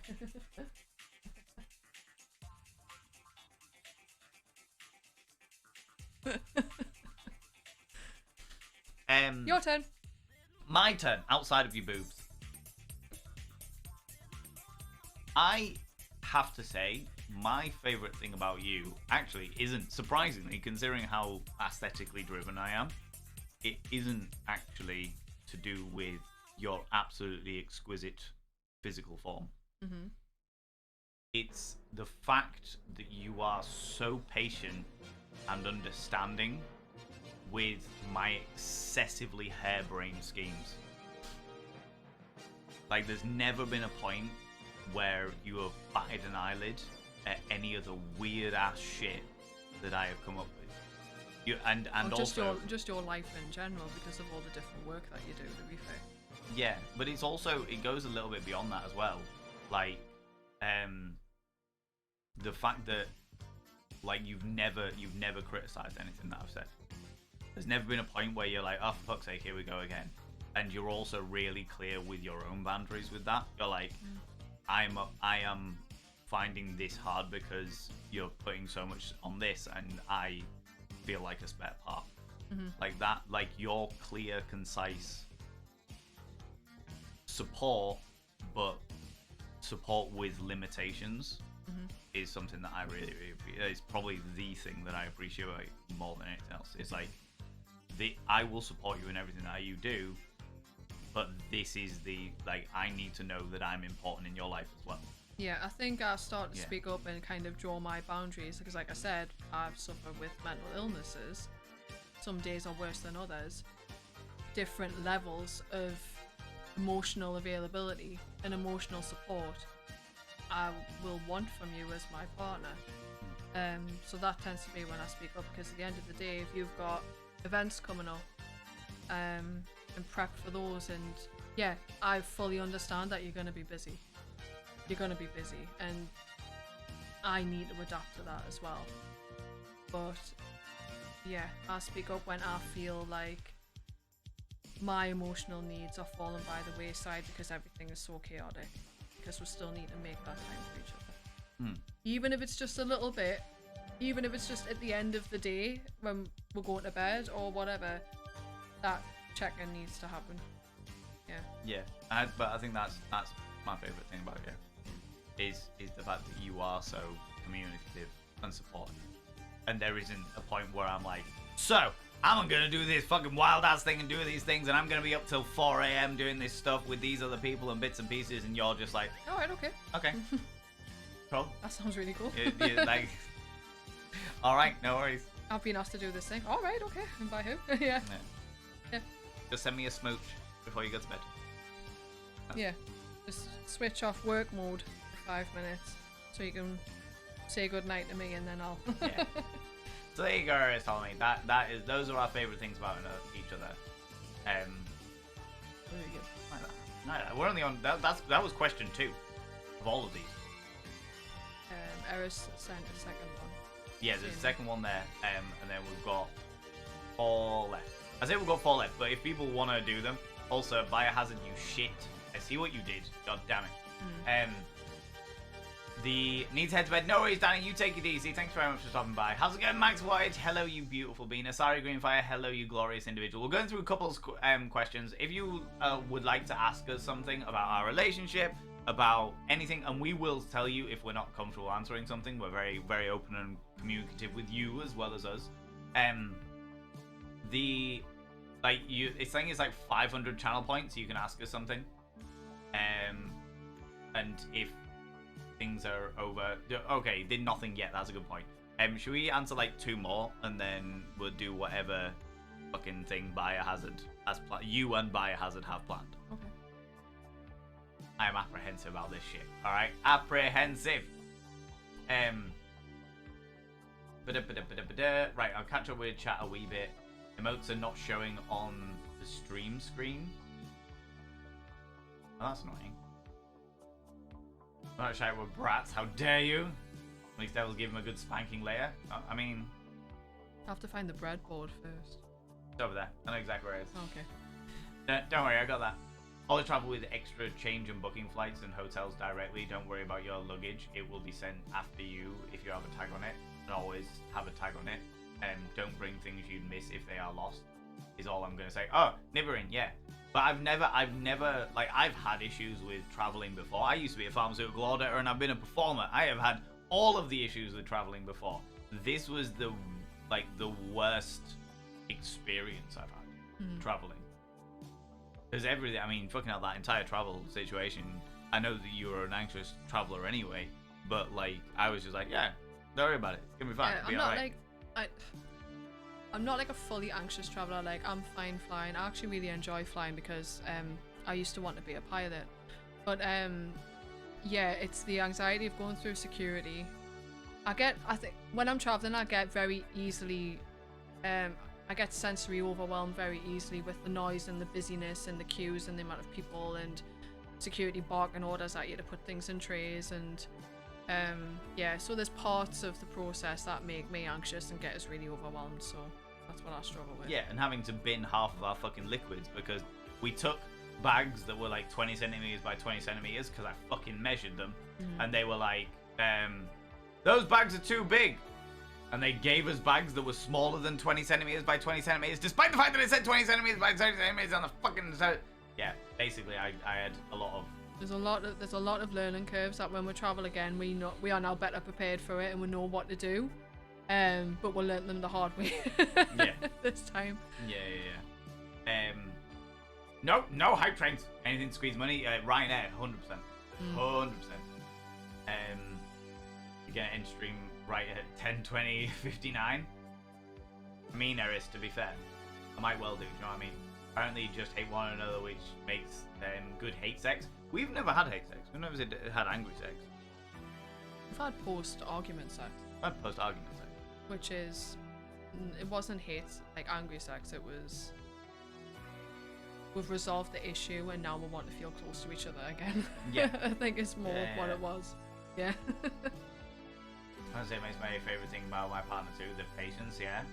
The person who also has bad PTSD is really something special when you find a person who you always feel safe with. Yeah.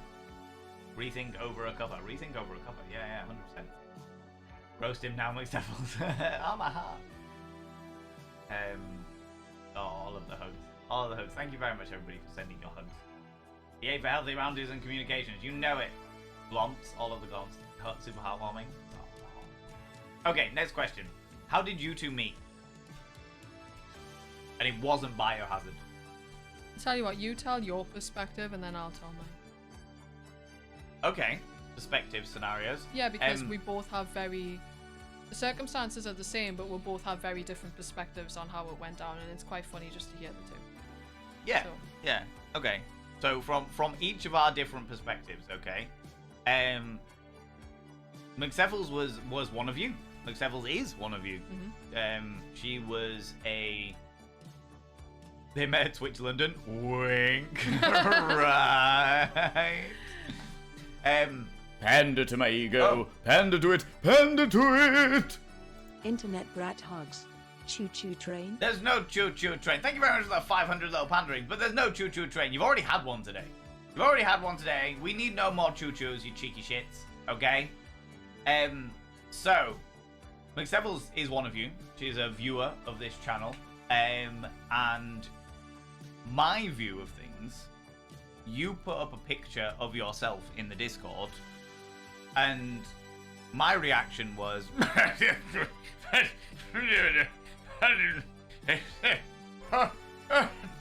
hello. Yeah.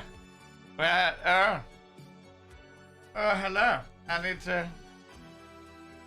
to make your acquaintance. Excuse me. Hello. It was my first time introducing myself in the Discord to everybody and saying hi. I put a picture of myself up with it. Yeah, and it was great. It was a great picture. it was great.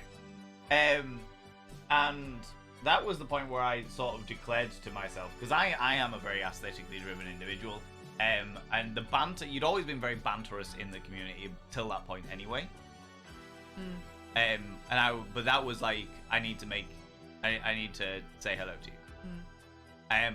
But I am also super aware, as you found out, that over the past 2 years we've been together, like, I'm super conscious of being careful what I say to people, who I say to people, who I communicate with on the internet. Because as much as 99.9% of people are fucking amazing, there's always 0.1% of people that are fucking batshit that will absolutely, like, send me pictures of my own house via Google Images. That happened. Satellite video. This is your house. Here's a picture of your front door. That happened. A viewer did that to me. So I am super conscious of that shit. Such fun, right? Yeah, exactly. The internet is a scary, scary place. The internet is a very scary place, and parasocial relationships are evident all over the shit place. Do you know what I mean? That shit. Oh yeah, no, Mr. Trilby, I wouldn't call you a parasocial individual. Do you know what I mean? A viewer found a lot more than a door photo. They found my life as weird few minutes. Exactly, and they can happen. They like people think they only happen to big streamers, but they don't at all. They happen to all people on all levels. It's shocking how many people that happens to. It really is. It really is. So yeah, so that was my first photograph. I was like, you're stunningly beautiful. We've had really good banter in the chat. I need to make your acquaintance. But how do I do this without... How do I test the water with this without it... Like, find out whether you're, like, super parasocial or... like gonna try and skin me alive and wear me as a coat. Like there was many questions going through my head, and I was like, I'm gonna send you a DM, and I was like, what am I gonna put in that DM? And while I was working out how I was gonna do that, Biohazard, we were having some banter on the on chat, and Biohazard was like, don't worry, McSteffles. He'll never send you a DM. He forgets about this shit all the time anyway. And I went, fuck you, Biohazard. I will send her a DM. It doesn't matter. No, fuck you, guy. And then I sent you a DM. But it wasn't because of Biohazard. I need to be clear about that. I was going to do it anyway. Alright? Okay? I was going to do it anyway. Fuck you, Biohazard.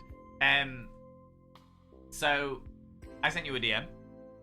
And it's so convenient that how there were a couple of months of you just thinking to yourself about messaging us, and then all of a sudden, after your moderator calls you out on it, 2 days after that stream was when I got my inbox off you. I had to be careful that you weren't going to try and eat my face in a non-consensual fashion. That's fine. But the timing...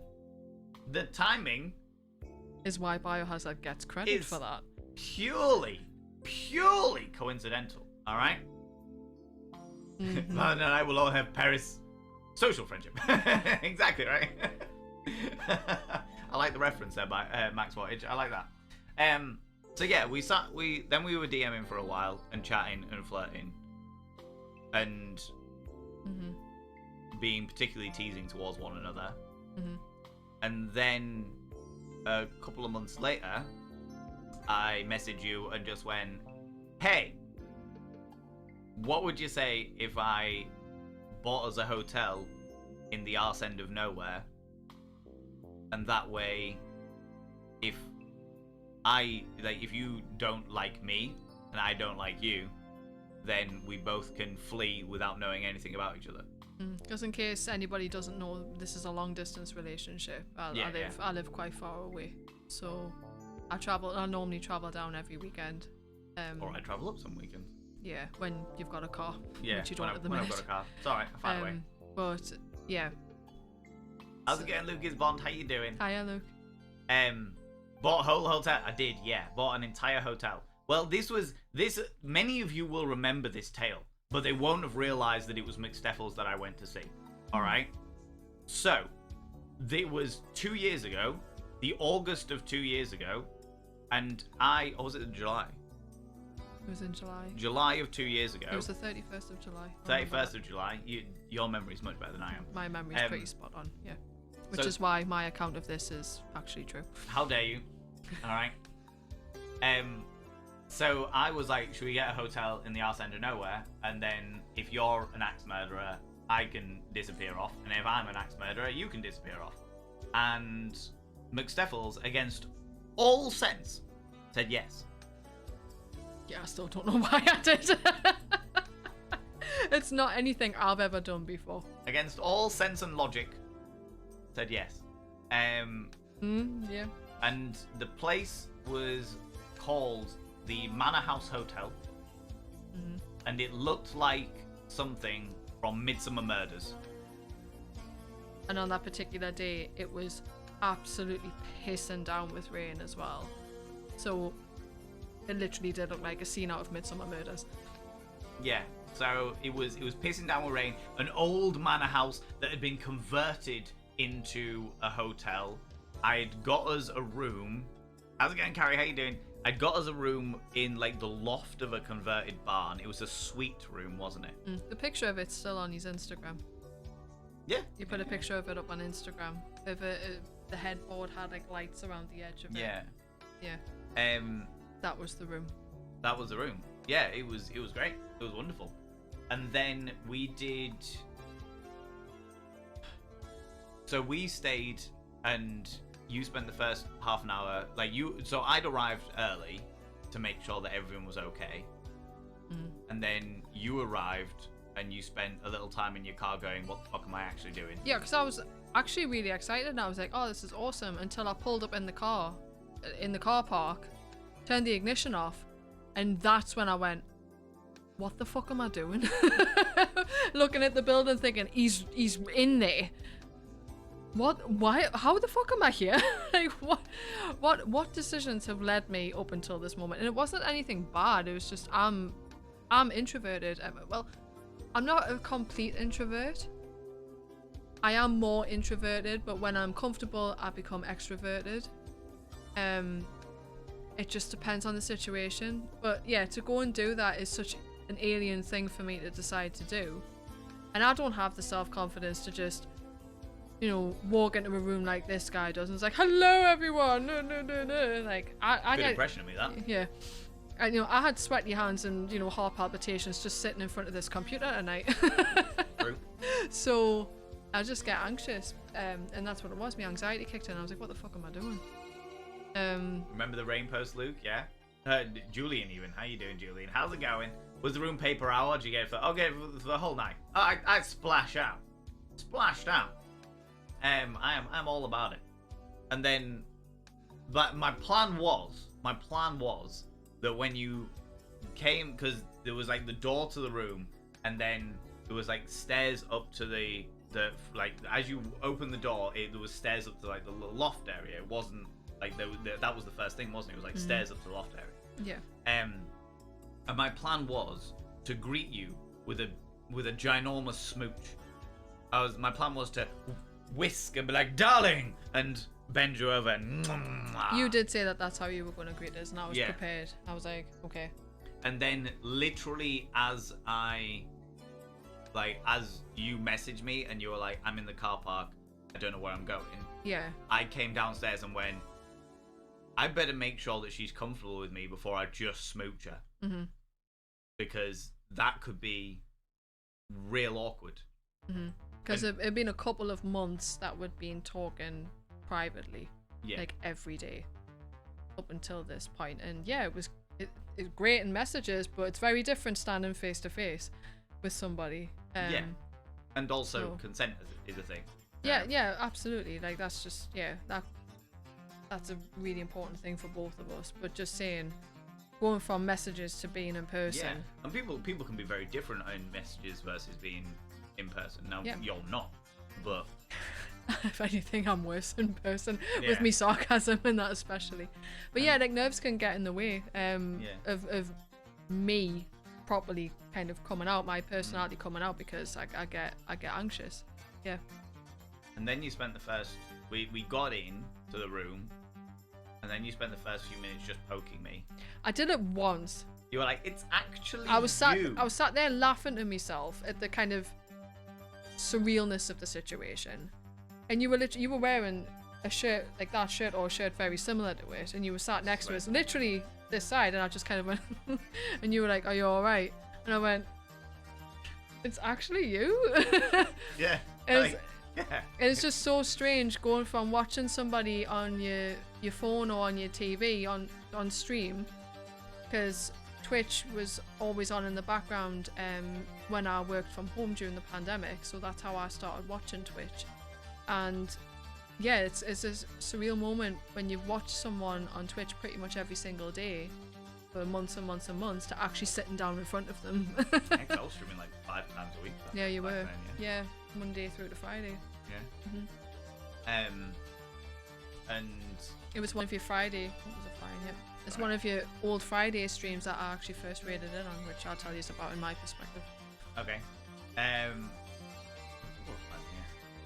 I'm trying to get all of my own business. So that happened, and then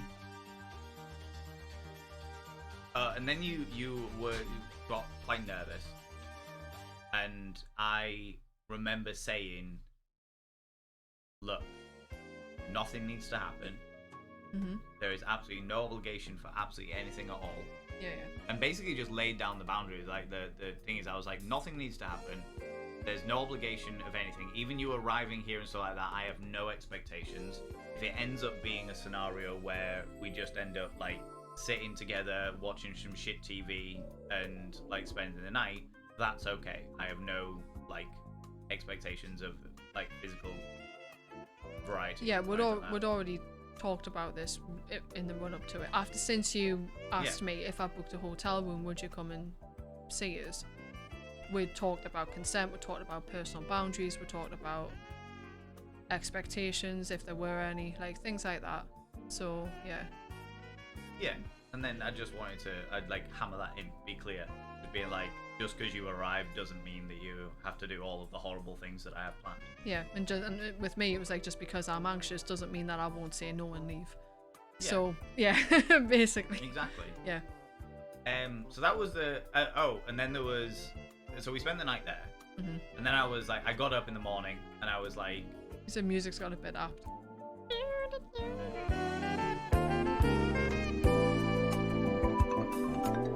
oh, McSteffles. No, don't. And then the lights were low.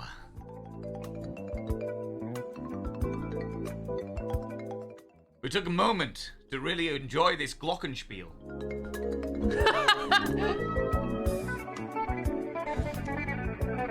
Yeah, that person in the hotel with the glockenspiel was really distracting at the time. I told you I was bringing them. Full band accompaniment. Oh yeah.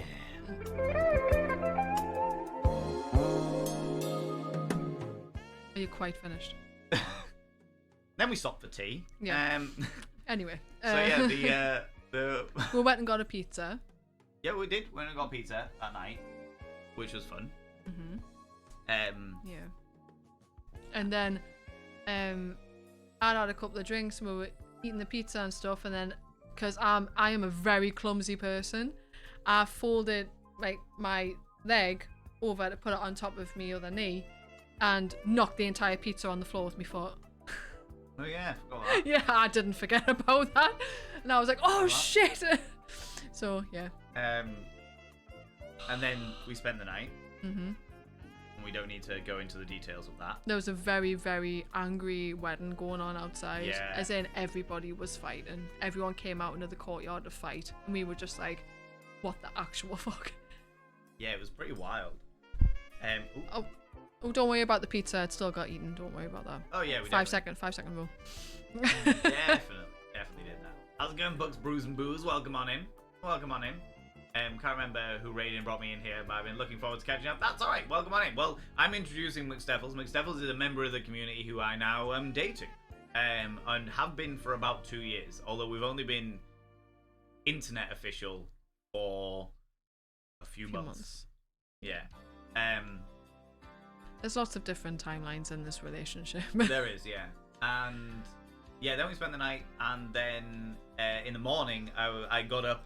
I was feeling all refreshed and delightful and was like, let's go, that's fantastic. I was like, darling, would you like some tea? And you're like, yes, I We are would. both very avid tea drinkers, so Yeah. of course. We love our tea. And I was like, I looked down and there was tea, but there was no mugs. And now comes the tale. The grand tale, which will mark this moment in history. The tale of the tea lady.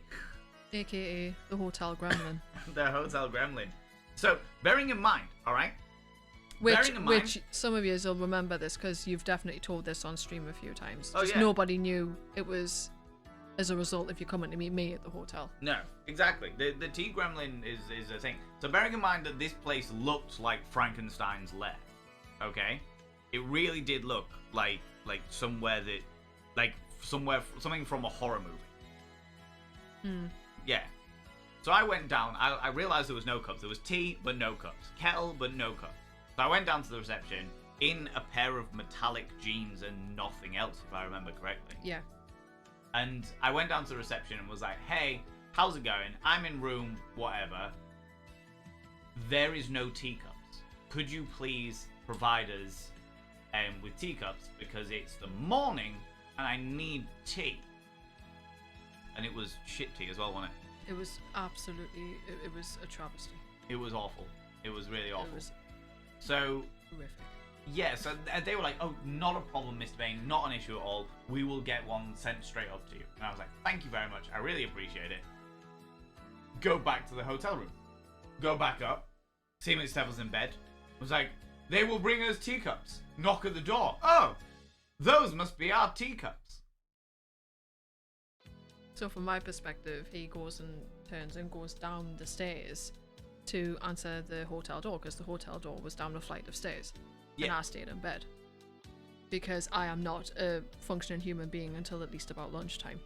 So he can do all of that. Okay, do you know what? At this point, I'm going to switch to your perspective. What did you see? Well, I need to go back and tell my perspective from the beginning anyway. In fact, do you know what? Let's do that then. Let's before we tell the story, The cliffhanger of there was a cliffhanger. knock at the door. There was a knock at the door, right? Let's So- go back and you do yours. So my perspective is that I raided over to this stream from another stream on a Friday evening. And I was sat having a pizza and I it was Peachy Pixel 8. Yeah. It was his stream. He's another streamer who's pretty much got us through lockdown. Because listen, yeah, he's great. Like listen to streamers and Twitch and everything it was my company during lockdown pretty much. And raided over here on a Friday, and you did your usual greeting of welcome on in raiders, throw your bits of popcorn, blah blah blah blah blah, and I watch Twitch on my TV. And he started saying the spiel and everything, and I was just sat there watching my TV, and my first thought was, who the fuck is this guy? Who the hell have we raided over to? And I just stayed out of pure curiosity, and I lurked in the community for months because like I say, I have anxiety, and I don't know, I get kind of worried about making an idiot of myself if I start talking and stuff. So I looked for a while, and then I joined the Discord. I put my picture in the Discord saying, "Hi everyone, I've just joined. I'm McSteffles. How are you all doing?" Because yeah, for social anxiety, and you know, we want to still talk to people and make friends, right? So I did that. You had your reaction to that photograph, unbeknownst to me, and then I started talking in chat while he was live. And I remember first time chatting in this stream. He said to the camera, he went, McSteffles, I've got a bone to pick with you, but hold on a second. Well, I shit myself, didn't I? Because I've got anxiety. So I was like, what? Have I done something wrong? Have I said something wrong in the Discord? I instantly thought I'd fucked up in some way. But as you know, with him catching up with chat, it took him 84 years to get back to me on what he wanted to talk about. So I was sat there anxious the whole time, like, like what have I done wrong? And then he came back and he was like, right, McSteffles. And then he pressed the button to zoom in the camera. And he basically said, so I see that you put a picture in Discord. How fucking hot are you? How fucking dare you turn up and be that beautiful? And basically just started complimenting the hell out of us, which made us even more awkward. And I was just like, all right, okay, this is funny, but Jesus Christ, I'm about to have a heart attack. And then after that, I started talking in the community and started getting more comfortable, and then started getting more sarcastic, and then fully integrated myself as a brat of this community. And I just started turning up every stream and being sarcastic, giving you grief, making people laugh while I was giving you grief, using TTS to interrupt you, putting stupid messages with me resubscriptions, things like that. Never expecting anything to go any further than that, just it was a bit of fun. And I really like being part of the community. And then one day I had to leave while you were still streaming. I had to leave to go pick my son up from school. And I said, right guys, I've got to dash off, take care everyone, which is like what I always used to do. And then you said, alright, okay, bye McSteffles, I'll DM you later. And then you went. And it was just something that slipped out. And you kind of caught yourself and you were like, why the fuck did I just say that? Like, what? No, I won't. That'll be a really bad idea. Jesus Christ. Like, I don't know why I just said that. And then Biohazard said in chat, don't worry about it, McSteffles. You'll forget it anyway. And I replied saying, yeah, I know, because his memory's shit. And then you read that and went, fuck you, Biohazard. I'll do it out of pure fucking spite. I didn't say such a thing. You did. Why would I ever do that? You did. And then 2 days later, I got an inbox saying, thou art a singular sass mistress. That is all. And they are the exact first words that you said to me in a private message. Really? Yeah. I have got a great memory for these things because they're meaningful to me. Thou art a singular sass mistress. That is That is all. Yeah. That's what you said to us. And I was just like, right, and now it's on. And it was. Yeah. So, yeah, fast forward, that's my perspective, and that's why I say it. That's why I joke around. Even before we went public, I would joke around and say, like, what you're on about, the only reason you messaged me is because Biohazard said something. And you're always like, no, it's not that at all. I was always going to messages. Like, yeah, you would have left it another 12 months because you would have forgotten about it, like Biohazard said. So that's why. That's that joke. Have you seen the current poll in chat? Was this story better than Twilight? I mean it's Twilight, but okay, I'll take that. This is the skin of Valen, a killer you can Bella. publicly thank me now. Biohazard. Fuck you very much. Fuck you. Fuck you very, very much. I'm not even gonna lie. People, cause like I say, I'm a natural brunette. I've had people at work say that I look like Bella Swan. And they used to put name tags on my desk and make nicknames up for people. And my two nicknames were the woman in black and that miserable bitch from Twilight. And they were stuck next to me laptop. I like that. I like that. Do you have any further perspective on our physical meeting? Yeah, so, well, I contributed when you were talking anyways. And then when, for me, it was just a really surreal kind of thing where it's like I say, you go from watching somebody for months on your TV to actually sitting next to them in person. But that following morning when there was a knock at the door, I was sat in bed and you were like, oh, there's my cups. You disappeared down the bottom of the stairs. I heard the door open, I heard some talking, but I didn't hear much. And then you came back upstairs with a tray with 2 tea mugs on. And the most traumatized expression I've ever seen on a human being in my life. And I looked and I was like, what's the matter? Like, what's happened? And then this is where you should say what, because I didn't see or hear anything. I just saw him come back up the stairs looking traumatized as hell. Yeah, let me just show you this first.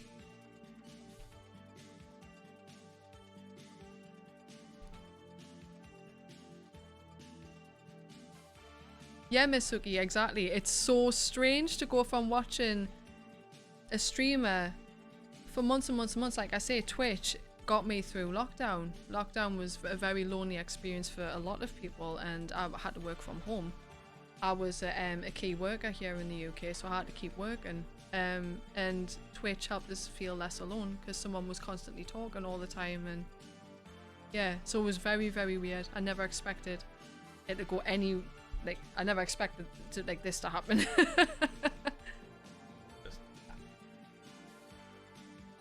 Okay. Okay. Cool. Right.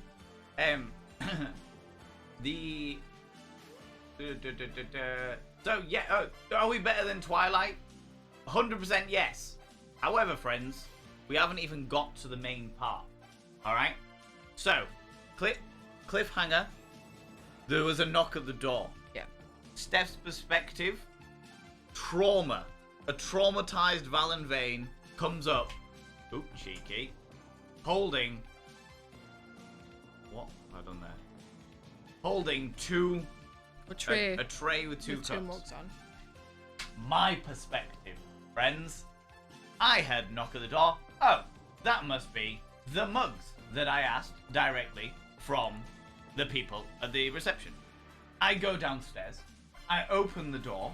There is a person who was stooped, quite an older person, I'd say in their mid-50s to 60s, an older person than I am, not necessarily very old, but an older person than I am.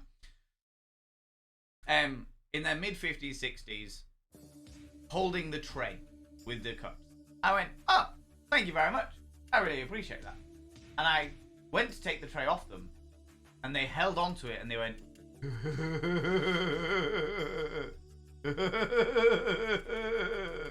I went, excuse me? And they handed me the tray and I took the tray and they went and let me be very clear, alright? They were like this.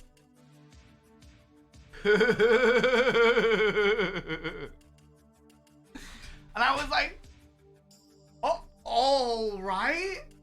And I took the tray and went, thank you, and then shut the door, and I could hear them down the fucking road. I was like, what? Miss Hookie's just said lock him in the freezer.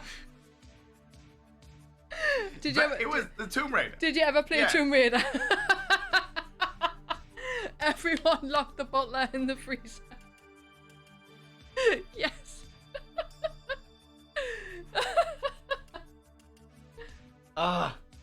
So yeah, so that was me.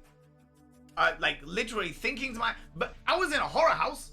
I was in the middle of fucking Midsommar Murders house, the Manor House Hotel, genuinely fucking terrifying. And they have their own character that could quite literally have been playing Igor the entire time. Not that they look like Igor, just they acted like it. You know what I mean? Genuine fucking terror. Then when we checked out, I sent you in by yourself. I refused to go in. I didn't want to see them. were you flashing her unintentionally? No, I was still wearing my jeans. It was all fine and dandy. And then when we checked out, you were like, you can go check out stuff. So I went over and was like, is checking this out. There we go. And then I was like checking out, and they were like, was everything all right, Mr. Bain? I was like, yes, it was all fantastic. Thank you very much. And round the corner of like the desk, there was like a desk and then the door behind the counter, and they just peered out again. Just like. She was more excited to see you than I was. And I was just like, okay, I'm gonna be leaving now. Should Valen acknowledge Biohazard's assistance? 82% yes. Oh, look at that. 18% said no. Never mind. Never mind, eh? Oh, if it had been 100% yes, then that might have happened. But I had emphasis on might, okay? Emphasis on might. How's it going, Yu? How you doing? How's it going, Lena? How you doing? Is it possible to get a cheeky kiss? Get the cheeky kiss for the beautiful redhead. You would like me to... Lena, are you saying that you would like me to give a cheeky kiss to McSteffles? Is that what you're saying? Or would you like me Oh, to you give followed you a me. cheeky Ooh, kiss? you little stalker. Thank you very much for the follow, you beautiful being. Welcome on in. I don't like to call people out just in case they're lurking, but very, very welcome on in, beautiful beings. So that happened. So that was our first ever meeting. That was his first ever meeting, and then we went round Castle because we didn't want to just leave it there. I didn't want to just get in the car and drive away. We had the whole day ahead of her, and I was like, should we go and do something? Like, what's in the local area and stuff? And you were like, yeah, all right. And then we found a castle to walk around, and we held very heavy owls on my arms. We did. Very heavy birds of prey. Yep, we shared a chip buddy. Yeah. And then walked around a pond with a metric fuck ton of fox shit around it, and you were complaining that your shoes were getting ruined. All I could hear was him shouting in the distance, "I am not wearing the right shoes for this occasion!" And I was just like, oh my god. I wasn't wearing the right shoes for the occasion. They were absorbing all of the ground moisture. Alright? All of the ground moisture. It was outrageous. Bite his hand, vampire-looking girl.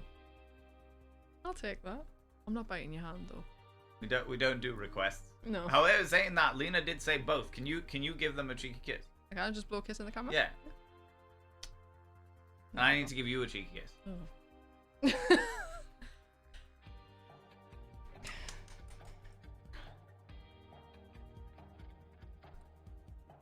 Can you not? That sounds awful, man. Oh no, be nice. There we go. Proper squelching in my ear, man. How we? Break out the Vaseline. I should have done. No need. I should have done. Absolutely no need for that. Okay, so we've answered that question now. We have answered that. That was going to be one of the longer answers. That was the long one. That was how we met. Yeah. That was officially how we met. We'll also do a cheeky little smolder. Cheeky little smolder. Well, hello there.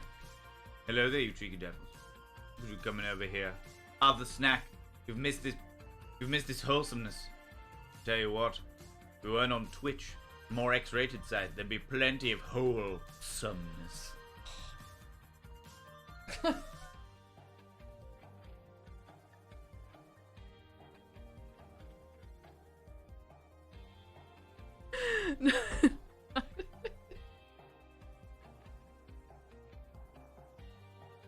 It's the eyebrows. It's the eyebrows.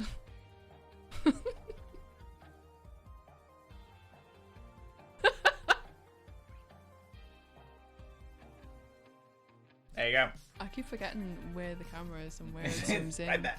No, I know, but where it's facing and then how it zooms in. Right, yeah, I can see the camera, thank you. I'm not that blind without my glasses I on. can't cringe anymore. Even my cock and balls have inverted. Thanks, Jam. Thanks, buddy. Right, we'll do one more question. Same. And then we'll do then we'll do whatever you and Biohazard got planned. Yeah, there's an ad in 5 minutes. Okay, so we'll do one more question. Yeah, and then we'll do questions up until that, and then afterwards, whatever Biohazard has sorted out, I know absolutely nothing about it all. You obviously know nothing about it. Obviously. Yeah. Okay. Question number 2. What is your guys' dream couple vacation? One where we don't get a tropical storm and we get home on time. I'd say that's fair. I don't think we've ever really talked about like dream vacations or anything like that. I haven't been on holiday. I hadn't been on holiday for 14 years. It's just not something that I'd thought about for a really long time because I quite simply couldn't go. So I think for both of us, it's just going to be a case of we can go on holiday. That's just where we're going to go. Yeah, I don't think there's. I've never really considered places that I specifically want. There's like things that I would like to. I'd like to see the Northern Lights. I'd love to go whale watching. Yeah, there's a place that I have kind of bookmarked in Norway that you can go and stay and see the Northern Lights and stuff like that. But that's for the experience of seeing them because I'm fascinated by space and I always have been. But my circulation would not handle that. That wouldn't be a holiday, it would be an experience because I'd be cold the entire time. Yeah, you don't do well with cold. Do you? I kind of yeah. I've got Raynaud's syndrome and I've got bad circulation, so I just don't do well in the cold at all. Anywhere warm where there's just nice food and no storms. Is about as much as I can answer that right now. Saw the video of the torrential rain. Have it cleared up for at least by? Yeah, it cleared up the following day. That was fine, but it was like hurricane level. It wasn't an actual hurricane, but it was 80 mile an hour winds. 70 mile an hour. 70 mile an hour winds. And when we only had 2 full days then for one entire day to be taken up with that, yeah, it was a shame, but it is what it is. It was still a good day. We still enjoyed ourselves, so yeah. No, it was great. It's just everything else afterwards that actually pissed me off more than that. Yeah, to be honest with you, the travel was far worse than the 70 mile an hour winds. You know what I mean? So. Don't kiss, it'll be on Pornhub in seconds. Do kiss, it'll be on Pornhub in seconds. Amazing. The noises that you made alone will be on Pornhub in seconds. A beautiful woman, but my shoes. That was exactly what it was. Oh yeah. It's like this beautiful, darling woman, but my shoes. Yeah. You know, please tell me it was pleasers. No, I was wearing some suede shoes because I wasn't expecting to go traipsing through the wilderness. So neither was I, but you adapt and survive. Like sounds like something that Val would say. I can just imagine it. Oh yeah, the words that she has used to represent me are very accurate. I do a very good impression of him. You've heard a lot of random bullshit, to be fair. You're a gobshite, you never shut up. I'm in love with your partner, Val, and purely platonic, of course. That's alright. Do you know what? I am not a particularly jealous person, even if it wasn't purely platonic. I'm like, so long as you respect our boundaries, I don't give a fuck. Yeah, neither of us are jealous people. At the end of the day, you're not going to be the only person on the planet who finds your partner attractive. It's just about respecting the boundaries of the relationship. Not all. I mean, if more people that find McSteffles attractive, the more I'm like, yeah, you have sense. Like, well done you. Congratulations, your eyes work. Yeah, you can see. You can understand the joy of her sass and the frustration it causes me. Mm-hmm. You know? That's what I do best. Grinning but lolled. Oh yeah, the whole scenario. It's been a wild thing. It's been a wild thing. Do you know what I mean? Okay, this is a quick question. We can do this one before the adverts. We've got 2 minutes. Right? Yeah, we've got about 2 minutes. What percent? This one's from Jab Jabbery. What percent is Valen cringe away from the cameras and the audiences? It gets pretty high sometimes, especially when he does his version of a smolder for me. Because when you redeem a smolder, you get the whole spiel, you get the whole When he comes to try and smolder at me, he walks into the bedroom and I'm sat there minding my own business and he looks at us, he just kind of goes he does the chin. I get the and then these eyebrows and I'm like, oh my god, what do you want? That's literally how he does it for me. This is how he flirts with me. I'm like, hey baby. So when he's flirting or when he's joking around and flirting, that's when the cringe goes up because some of the shit that he comes out with and I'm just like, suddenly I've got a headache and I'm going to sleep.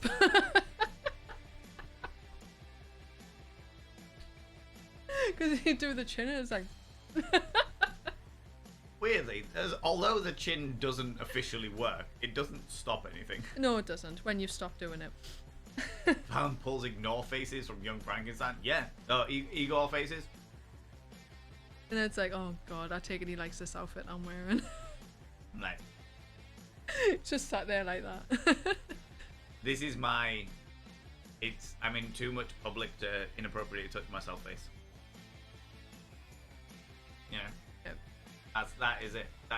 Right, friends, there is about to be an advert playing in about 10 seconds time. What I'm going to do is I'm going to use this opportunity to give us a moment to go and visit the urination station separately, because although I won't fault it for other people, it's not something that we're into. Do you know what I mean? But get up, have a stretch your eyes, look at something in the distance, and look back again. Grab some kind of beverage, hot, cold, or if the time is permitting, flamboyant as fuck. Don't forget to take your meds. Don't forget to take your meds. And we'll be back to answer the rest of these questions momentarily. If you're wearing a binder, have a couple of deep breaths. And Biohazard, get yourself ready. Oh, God. All right, we'll do it after the break. All right, okay? Can't make me take meds. No one can make you take your meds, but it's advisable that you do. Usually. But you know your body's better than anybody else. All right? All right. We're back momentarily, you beautiful beings. Back in a minute.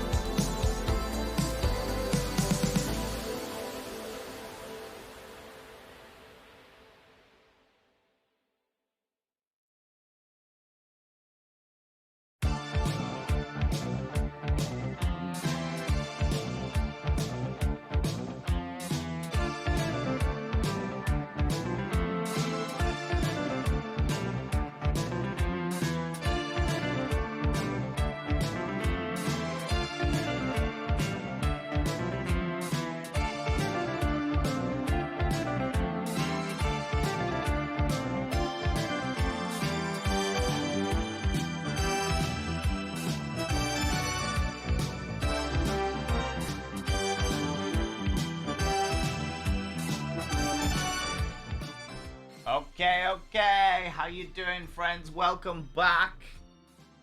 Thanks for sticking with us, friends. I really appreciate it. Really appreciate it. Welcome on in. Enough of the weird swirly bits and pieces and what have you. Oh, your gloves are almost done, Pixie Bomb says. Oh, thank you. I'm really excited to get them. The tune reminds you of Airwolf? Yeah, right. I was just thinking that. Do you know what? This soundtrack is called VHS. Pretzel Rocks, it's one of their new thingies, and it's all just like old, like video style soundtracks and stuff. So yeah, it's really cool. You know, Hi, how's it going? How you doing? Welcome back, everybody. How you doing? If we want to go there, Vikings. Vikings? What? What? What are you talking about? What stuff are you going on? Hold on, right, let me catch up with it. Full goblin mode, you know it. You know it. Ditsy Kitty said, Saul McSteffles is a brat. Absolutely. Oh, 100%. to an unreasonable degree. But the thing that McSteffles has done, which is much to her error, and I don't do it very often, but you have let slip certain things that make you go weak at the knees. And when I do them, it's amazing. But when the thing is, so is I let those slip. Okay, fine. But then I find yours. This is true. You do find mine. So. You have found a certain amount of things about me that not many people know. So it evens out. It does even out. It certainly does.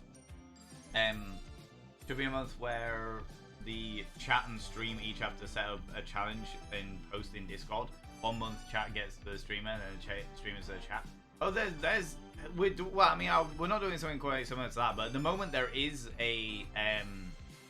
there's a fan art, not specifically of me, but of like the community and the stream and stuff like that. There's a fan art competition going on, and on the 28th of September, we're going to go through, and chat are going to decide who the winner is on that. So we're going to go through all the different art entries, then we'll do a vote for which one chat thinks is the best, and that one will get displayed on all of my social medias. So it's literally in the Discord, and it's called fan art competition, and we're going to try and make that like a monthly thing. If people are interested, if there's enough like entries and stuff like that, we'll make it a monthly thing where we do like a community art thing where people do bits and pieces. I just want exclamation mark Dick Sword. I just want to quickly butt in here a second. Mr. Trilby, are you still here? Mr. There. Because Mr. Trilby has asked, well, it's not really a question, but they've asked what colour my eyes are. So, can we zoom in? Yep. Where am I? My eyes are green. That way. Hopefully, I mean, the light's very bright. So Yeah, you can see fantastically. Yeah. I've got green eyes. Yeah, so that's why I've dyed my hair ginger, because I just think they look the best with red hair. There you go. There's the thing into the Dick Sword. So yeah, so you can add things in there. It's in the art and performance section. Fan art submissions and stuff. There's some really fucking cool shit in there, I have to say. There's some really, really cool stuff in there already. And yeah, we'll go through them all on the 28th of September and do that. Right, before we go on to more couples questions. Also, Ditsy Kitty, come here, cheeky devil. You cheeky individual. Thank you. I think Ditsy Kitty asked for that from me. I saw Rude! the chat, so, Okay, so I'll do it. You get 2. There you go. You're a married woman, but I got weak for a ginger woman with green eyes. There you go. There you go. It's my favourite combination. I also have a lot of freckles as well. I've got more now that I've been on holiday, but yeah, lots of freckles as well. Valen, can you do your impression of the giggling mug person? Yes, okay.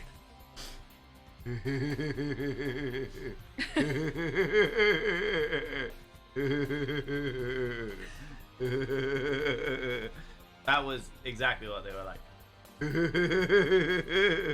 Part of us is kind of gutted that I never saw that, but a lot of us, more of us, is glad that I didn't. I'm not gonna lie. It was fucking weird. It was so weird. Okay, cool. Boundaries I respect. Moment of fangirling, but McSteffles, your hair is amazing, and that voice with that accent, I'm melting. The sass so far is spot on. Love it. You both look so adorable. Oh, thank you. That's really kind. I get proper bashful when I get complimented, but thank you very much. Yes, all of the thanks. That's what it's all about. None of this. No. Do you have a PO box? No, not yet, Blaze Winterborn. It's on my list of things to do. Not this week because McSteffles is here, but next week I need to get that sorted because I know that Vanemus is coming up and people want to do bits and pieces and stuff and things and what have you. So, yes.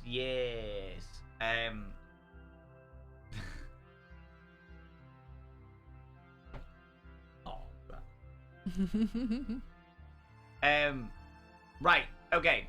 So yeah, I'd love to know how your hunt for the PO box goes. I found the place that I used to use was really, really good, but they wouldn't let me do anything anonymously. I always had to know exactly what was in a package before they gave me it, which was really fucking shit. It defeated the point of it.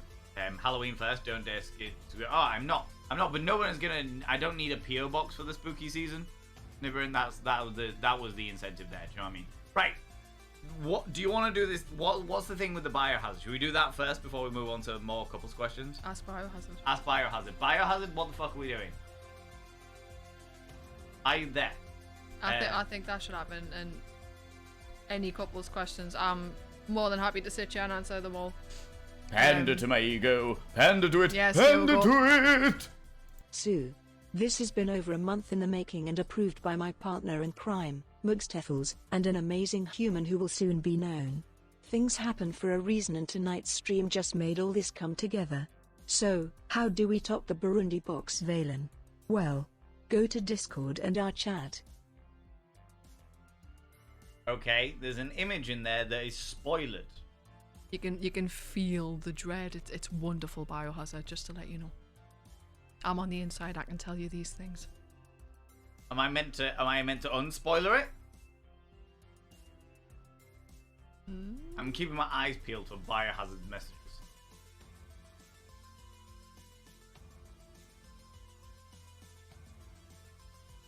Dun dun dun! Yeah, that is how I'm feeling right now. Am I unspoilering it?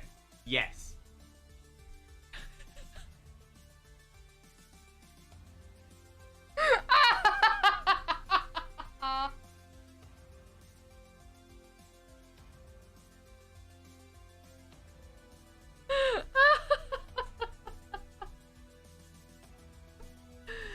You wanna see? Am I allowed to show everybody Biohazard?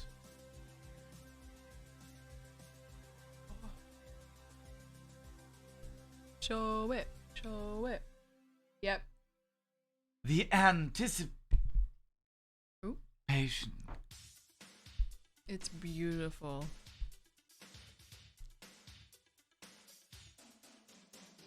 Hold on. Oh my.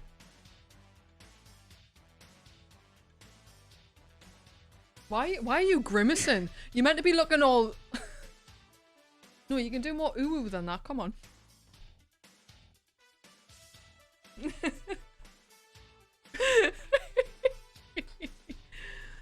I've never... Oh my god. I've never been drawn by somebody before. So I feel proper privileged right now. That is genuinely fucking impressive. That is so good. And there's Biohazard, the free mod. Have you noticed what's on what? Yeah, it's a dildo. Yeah. the free mod Streamer dildo. gave mod a dildo. Mod is free. Yeah, that's quite accurate. That's literally how we looked at each other when we first met each other. Yeah. Yep, that's it. That was what I was doing inside. On the outside, I was far too cool for this shit. All right. Oh yeah. No, the chains. You don't. No chains. Oh, Biohazard. the attention to These detail. are friendship bangles. Bangles of friendship. All right. So good. It's Peter, not Pete. How you doing? How's it going? It's bangles of friendship. You have this dress upstairs. That's what I do actually. I've got a lilac dress just like that. And I like the fact that I've got a little cum rag on me. Of course, that's what it is. Of course, that's what it has to be. It's the fact that DM on the arrow. Biohazard is looking so menacingly at you, and it's just like, it's Drawn beautiful. by the amazing. Oh, I am. Yeah, I can see. This is an Abby Stabby. I mean, I recognize the signature anyway, but the art style 100%. Yep. That is genuinely fucking impressive. Abby is phenomenally talented. Like she nails like your facial features, whether she's drawn you like that or drawn you as a bloody Pokemon or whatever. She always gets your facial features spot on. Oh my lordy. So cute. It's very, very cute. That is fucking thingy. So, okay, so now I'm confused. Okay. Because this has arrived via the medium of digital DMing. But what was the package that arrived for you? That was addressed to me. Nothing to do with you.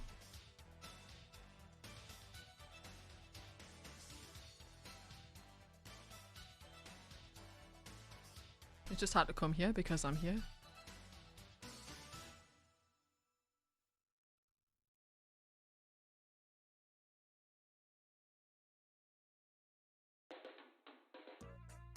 Fine, fine. I see how it is. Fine.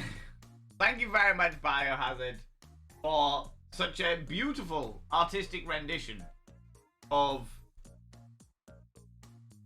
my cutesy ooh-woo. It is very ooh-woo. Very ooh-woo. It's so very ooh-woo. But can I?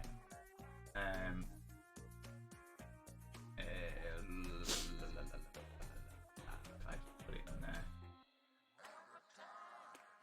Leave it like that. Yeah, you subscribed. That's kind.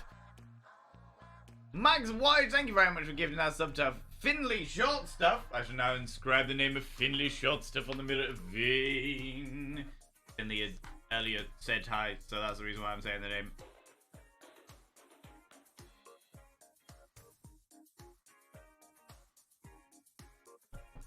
Your name is now inscribed on the mirror vein, which means you get access to my personal Snapchat. Not a bum Snapchat, you cheeky devil. And of course you get access to all the sexy little emotes. But the most important thing is you go roll over every morning, look in the mirror.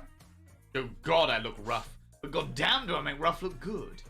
Ooh, harra, sexy. Ooh, yes, meow. You know? You beautiful being. Thank you so much, Max. You glorious individual. Right, if I go here and do this. Oh no.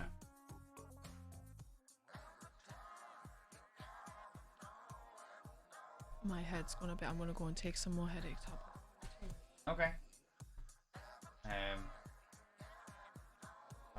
Just give me 2 seconds, friends. And then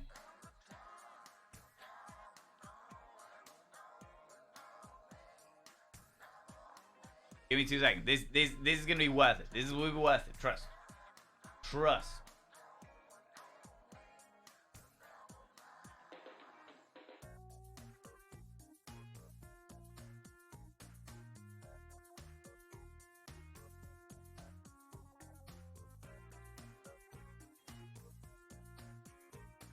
Double check that everything's okay.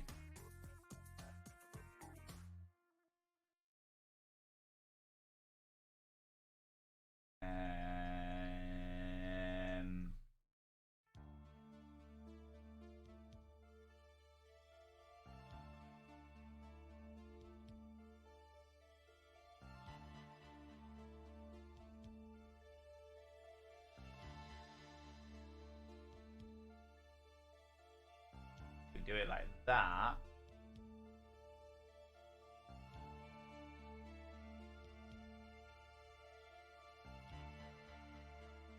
McSteffles are just going to get headache tablets because they're not feeling great. And like this. And then over like these.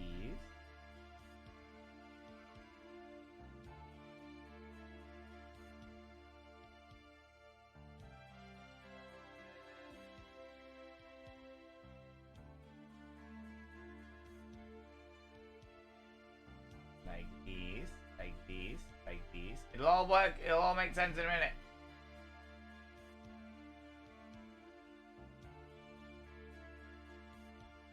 And then, like these.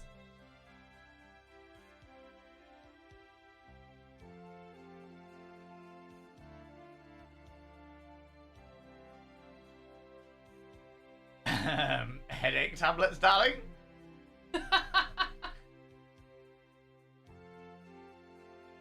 Headache tablets, darling? Yeah.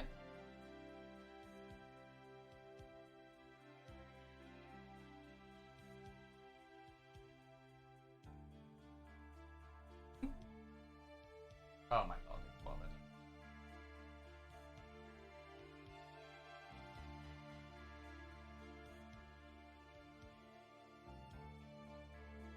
This is my birthday present from Biohazard. Your birthday present from Biohazard.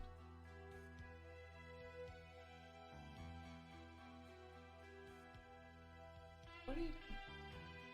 Well, that birthday present from Biohazard. I was actually just editing this birthday present from Biohazard. No, that's just Biohazard being Biohazard. The fact that it's on a t-shirt is my birthday present.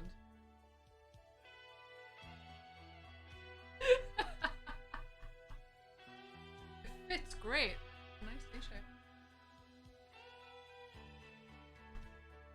I'm gonna leave it here for you to wear.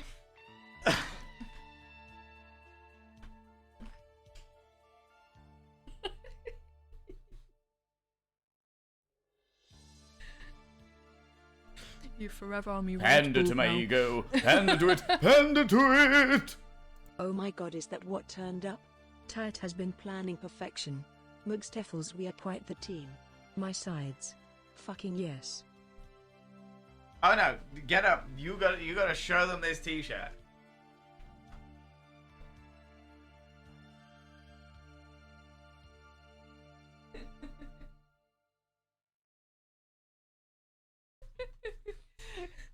Okay, where's the merch site? It's not on the merch stuff. I fucking hope it's not on the merch. Unless somebody's knows my passwords. Oh my god. Bio Bunny comes in and said Biohazard's sides are hurting from the laughter. What the fuck?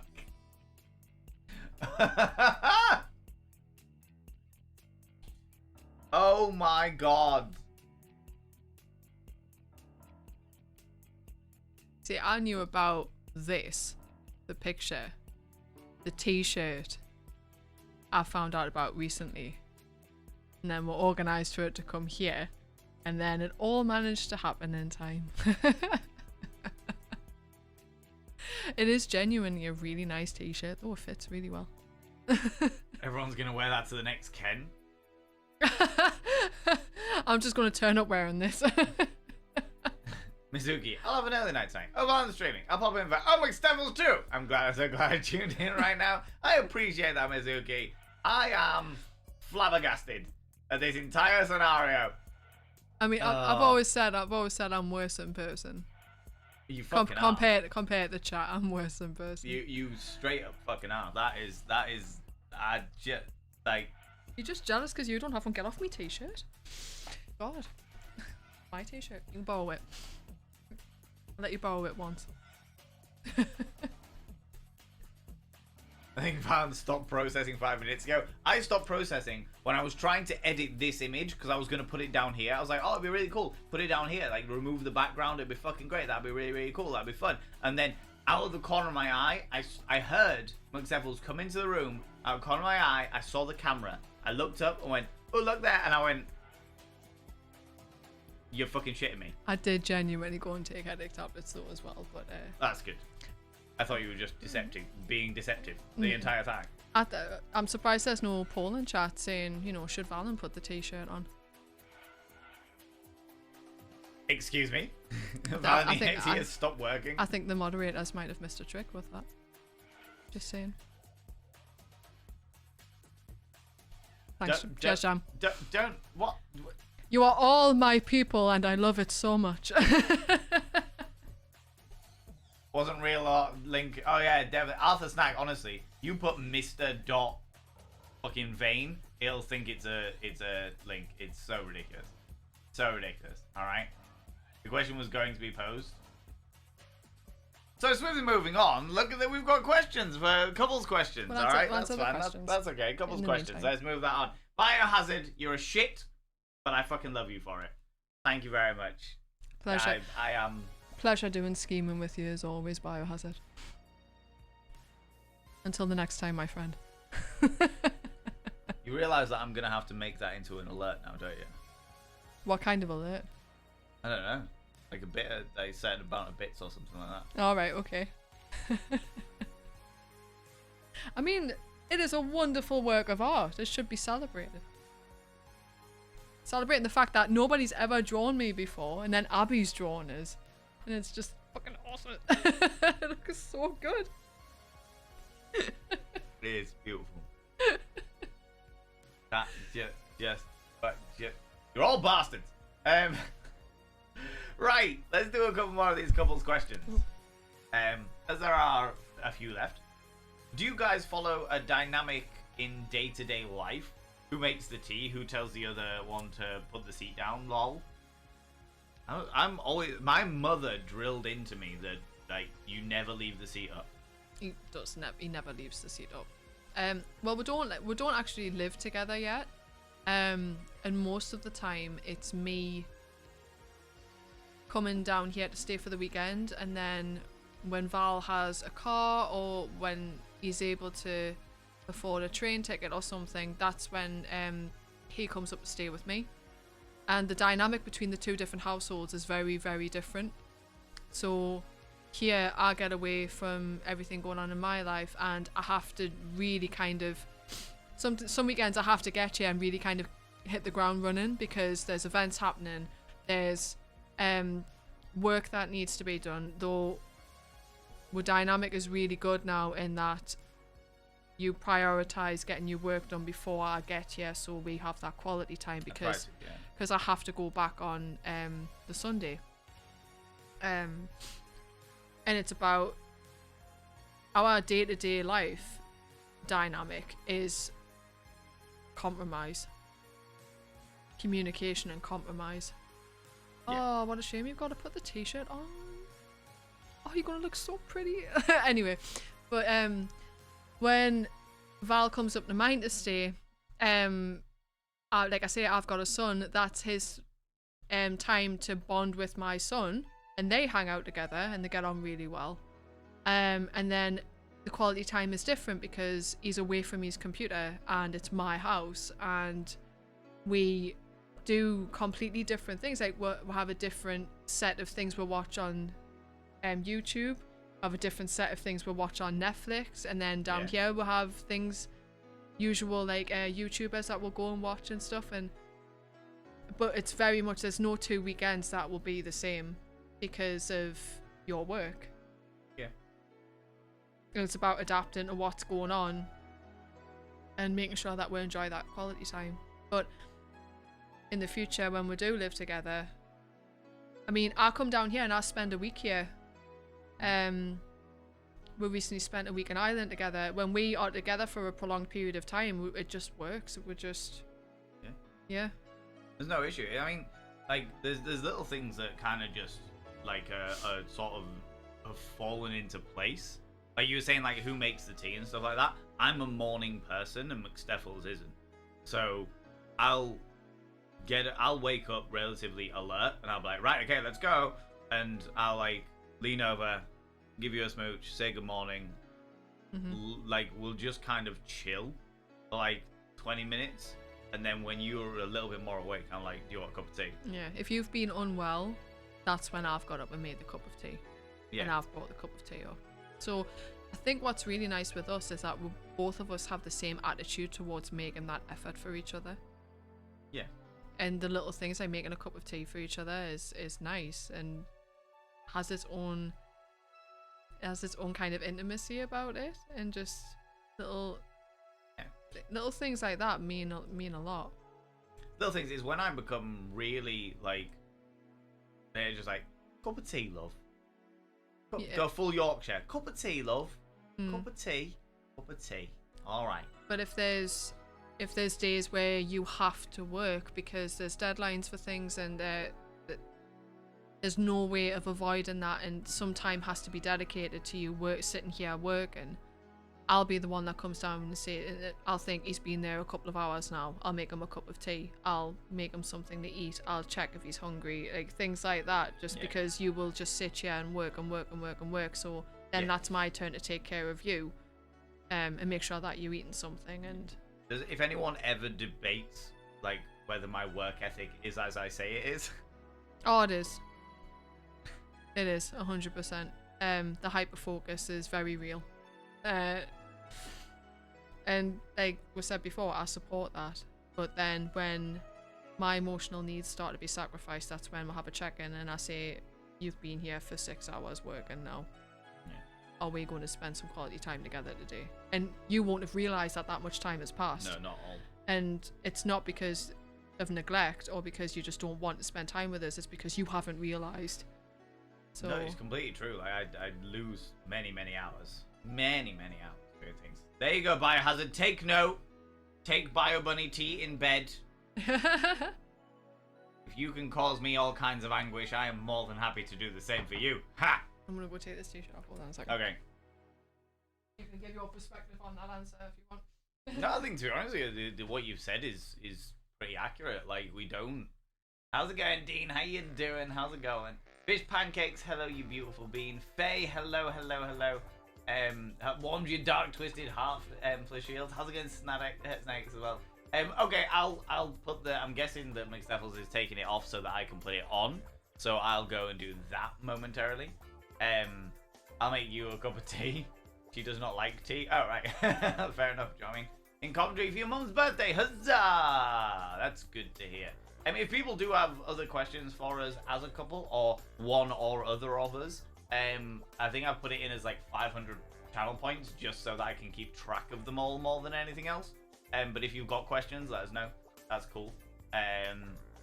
But yeah, my perspective is very similar to what McSteffles just said about that in regards to like who makes the tea and stuff like that. I think the thing is that like, in fact, she's fine now, so I can literally say exactly the same thing. And this is for me to put on, right? Okay. I think one of the biggest surprises to me is like how many of the things that the little things that I do that I just consider to be completely natural, you're like were originally quite surprising to you. Mm-hmm. Like going and making a cup of tea. Mm-hmm. Yeah. Yeah, I don't know. It's just that kind of those little gestures of kindness and consideration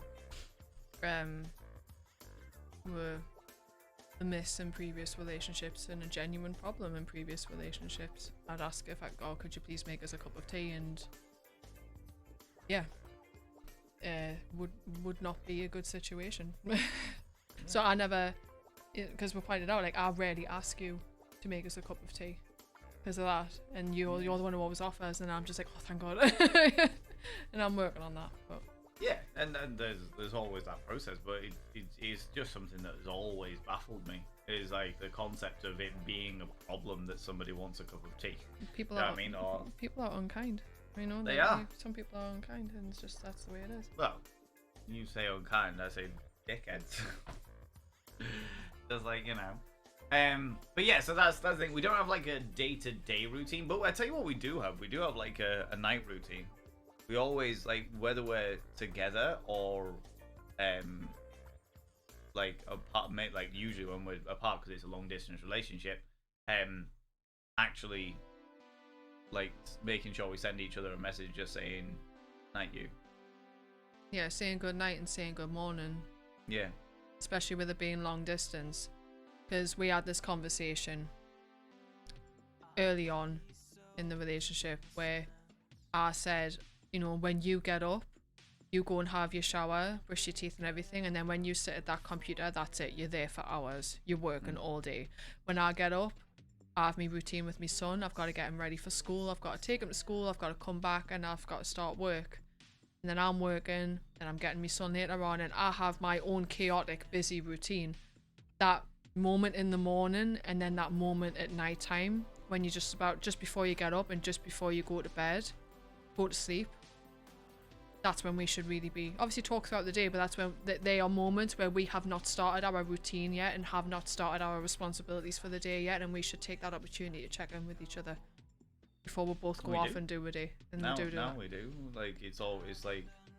Yeah, but I'm saying like that's. Morning. Yeah, no, I'm saying I'm not criticizing. I'm just saying like that wasn't a thing And then I've brought up how it's important. Because it's one of those things that just never even occurred to me, because very out of the fucking loop in regards to a lot of things. But Yeah, and I've never done long distance before. Yeah. So this is new for me, and it's like, yeah, identify new things that just help, just make things nicer. Yeah. Make things a little bit easier. That leads on to the next question. Do you feel that long distance has any advantages? You have to be on top of being able to communicate with your partner. Yeah. I feel like long distance, the communications are massive. You learn how to deal with things. It's so much harder when the person isn't in the room with you. And all you have, we use WhatsApp voice messages a hell of a lot. Yeah. All you've got is words and tone of voice. You don't have the person in front of you. So anything that gets thrown at you, you have to deal with it in that way, and your communication levels have to be up here to be able to kind of tune into what's going on. Yeah, and help each other. It's amazing how many things you miss. Like, obviously, I talked to you lot about like the fact that text is very monotone, and I have to infer what your tone of voice is, what your body language is from just reading the messages and stuff. And most of you I do all right with, I think. But it's harder because there's definitely times as well when one of us can't. Pander to my ego. Pander to it. Pander to it. So my timer just went off. Don't you start, Rach. I love that you set one. Oh, you followed me. Ooh, you little stalker. Banzema, welcome on in, you beautiful being. How you doing? Welcome on in. How's it going? Thank you very much for the follow. I really appreciate it. I do think, I think long distance really improves your communication skills. I'd say what long distance does do is it makes you value the time you spend together. Yeah, makes you get your priorities straight. Makes you... Yeah, it is tough. We say, like, for me on a Sunday night, especially just with like having depression and stuff like that, Sunday nights are difficult. Pander to my ego. Pander to it. Pander to it. Choo choo. No.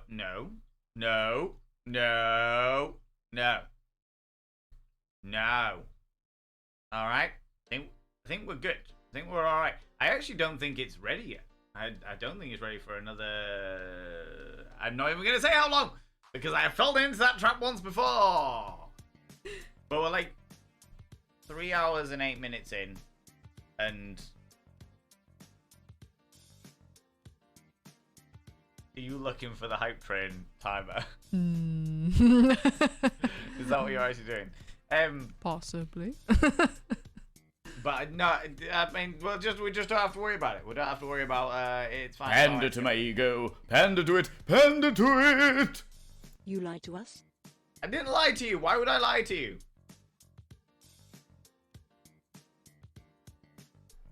I don't think. Pander to my ego. Pander to it. Pander to it. Timer check. Time. Why would I? I'm gonna go put this t-shirt on. That's what I'm gonna do. I'm gonna narrowly escape this scenario. I love how the threat of the hype train has actually made him willingly jump up and go and put the t-shirt on with enthusiasm. He's glaring at us from the darkness. From the dark, I stand before. Pander to my ego. Pander to it. Pander to it. I'm trying Tier to find 100 it. not allowed to play with the brat train. I'm trying to find it, guys. Hold on. Because I'm not a streamer, so I don't know any of this.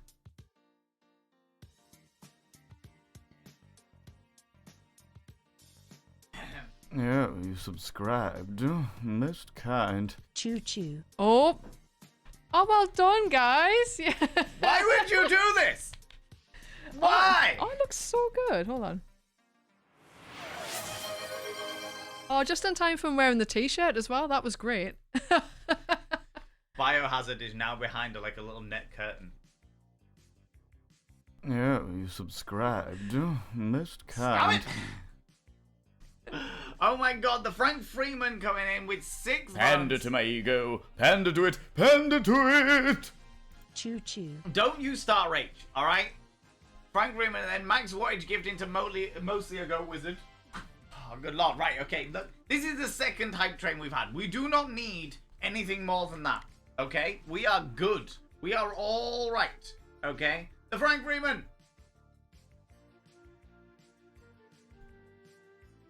And Biohazard, no, Max Wattage gifted a sub to mostly a Go Wizard. I got Biohazard on the brain, god damn it, the worst. Yeah, Nibu and we share quite a lot of clothes actually. We're very similar size. We're True. very similar height as well. He's an inch taller than me. True.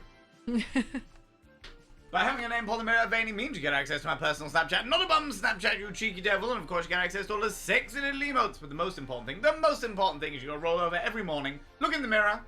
Oh god, I look rough. But god damn it. Pander to my ego. Pander to it. Pander to it. Uni 100 interruption.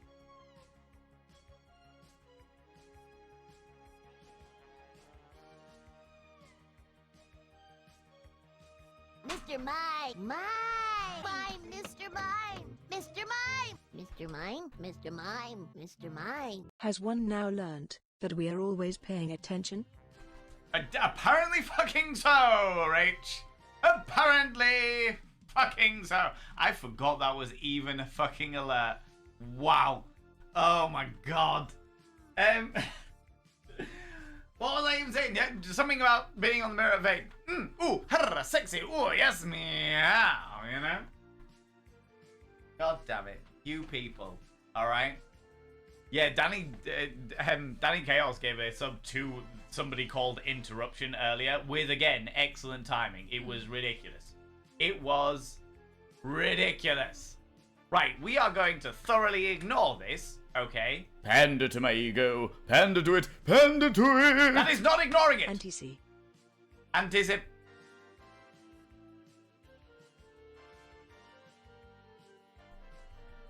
Pander to my ego. Pander to it. Pander to it.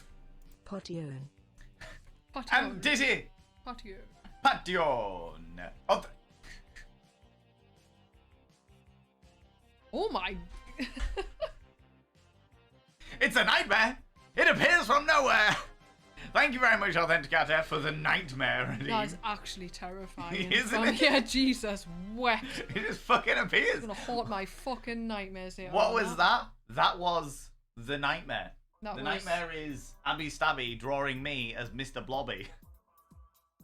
Mr. Blobby flashbacks initiated. Exactly. Fucking nightmare. That woman is far too talented to draw nightmare fuel. Yeah, you subscribed. Nibirin. Most kind. Hype train. Thank you very much for the hype chat there, Nibirin, with a €6.90, you beautiful individual. Look here, okay? Look. While Looks am I- like somebody wants attention. Hype love 1. Oh, somebody else did the 100 biddy. What? I'm so confused. I don't know where that went. But thank you very much. Somebody wants attention. Oh my lordy. And Chris Zink, thank you very much for your sub, you cheeky devils. Pander to my ego. Pander to it. Pander to it. Choo-choo, here comes the brat riding the brat train. Look, listen here, you Hanshira, alright? We don't need any more of that. Yes, we do. No, we don't. No, gotta pick up all the brats. Subscribed. Gotta get everybody. Most kind. Max White, thank you very much for giving that sub to Authenticator as well. Oh, you followed me. Ooh, you little stalker. Thank you so much, you beautiful individual. Welcome on in. God Broccoli. What a fucking amazing name you are. I'm very into the aesthetic. I bought a house because it was number 69 and decorated like Prince fucked the Moulin Rouge. But you're very welcome here. Welcome on in. By having your names upon the mirror of any means, you get access to my personal Snapchat. Not a bum Snapchat, you cheeky devils. And of course, you get access to all the sexy little emotes. But the most important thing,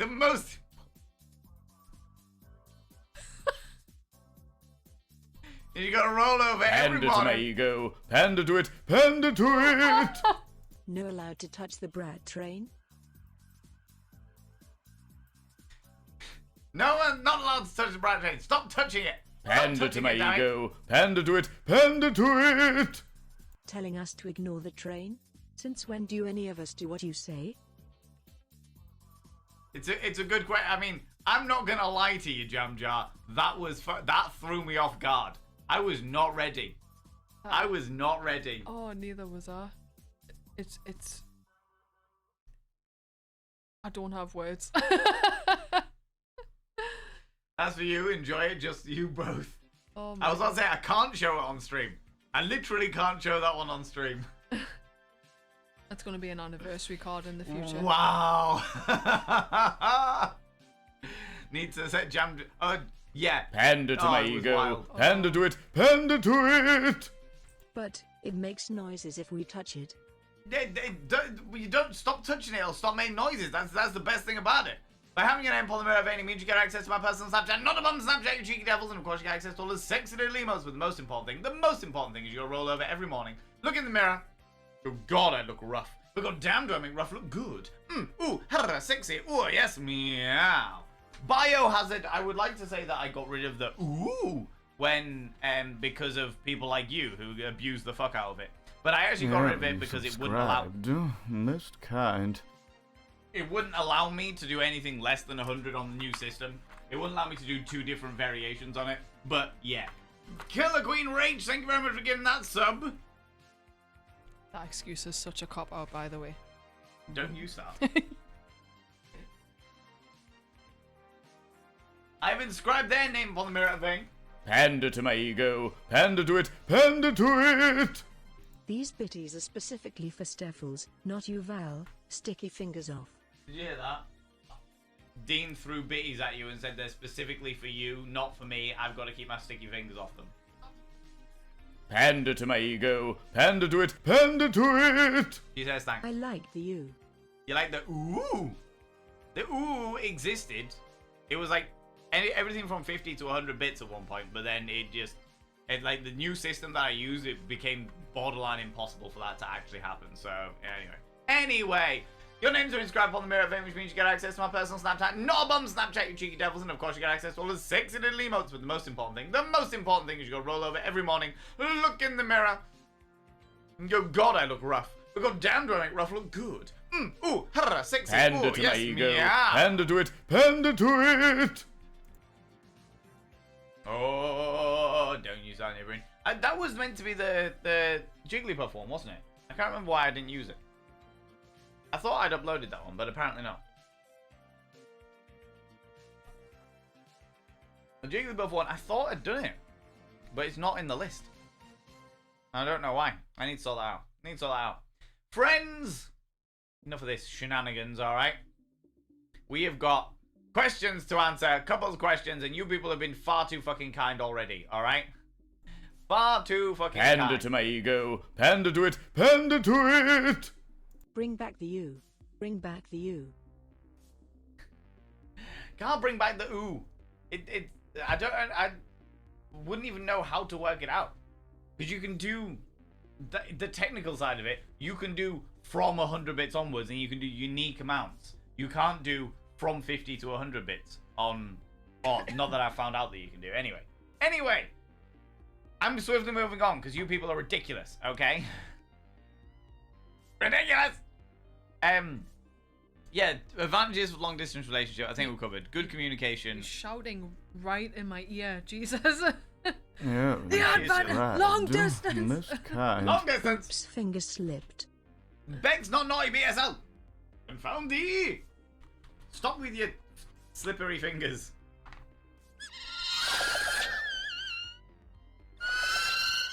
That sounds horrible. Oh, it is haunting. It is, well, it is the sound of Vaporeon, the thingy. Never in that one works, you found that one. Begs not naughty BSL, I should now describe your name on the mirror vein.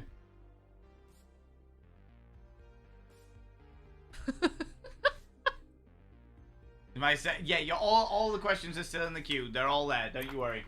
I am your name, Paul the Mirror. By any means, you get access to my personal Snapchat, not bum Snapchat. Of course, you get access to all the sexy little emos. But the most important thing is you got to roll over every morning, look in the mirror, and go, God, do I look rough? But God damn, do I make rough look good? Ooh, hello, sexy. Ooh, yes, meow. You know, and you fucking took us over to level 4, you git. Ah, I genuinely thought we might have got away with that. Genuinely considered it. But apparently fucking not. Why does 134 bits sound like a good queef?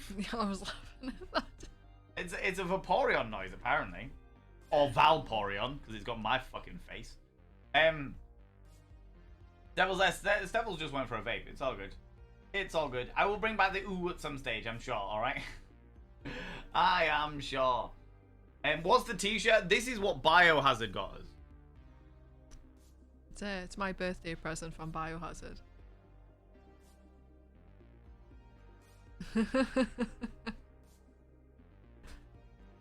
That is, I've got the image, and then they got it put on a t-shirt and sent to McSteffles. Here we go. Oh, that's so terrifying. Oh. That's so terrifying. Oh, God, the creepiness. Here we go. That was me literally trying to find Toad's voice and then do a replication of it. That's what Hotel Goblin said when she put the teacups on the tray and set off for our Here room. we go. Oh God, that's so creepy. Oh. It's so creepy. Okay, so advantages to long distance, good communication, and Prioritization of quality time. prioritization of quality time. An appreciation of like the time you actually get to spend together, alright? And genuinely it's- not getting stuck in a rut. Because with the monotony of day-to-day in life, Pander loads to of my ego. responsibilities. Pander to it. Pander to it. I don't know what I'm doing, but I hope it works. Grifstar, thank you very much for sending 100 little panderings to me, you beautiful individual. It did work. It did work indeed. Thank you very much. That's very kind of you. Thank you very much. You didn't have to do that at all. Aw. Baby mimics, all of the baby mimics. Little babies. Right, I'm trying to catch up with chat while the thing is going on. Creepy making baby mimic noises because she fucking can. As in baby. When you say baby mimics, do you mean like mimicking babies, or do you mean like baby, like of the monsters in Dungeons and Dragons mimics? These are the questions that I have. Can I get a shout out for Lady Cleo Cabaret, please? Glorious moderators, that would be wonderful. Lady Cleo Cabaret is a glorious being who we love very, very, very, very dearly here in the Cult of Vein, and you should all go over and click the cheeky little follow button for that wonderful individual. Do the thing. Do the thing. Let your body swing, you know? You know? All of the boops. How's it going, Lady Cleo? How you doing, you beautiful individual? Right, I'm gonna ignore the fucking brat train, okay? Because you people have been too fucking kind already. Uno Reverse, love me. I love me too. It's true. I'm very good at it. Because, you know, it's lonely nights when McSteffles isn't here.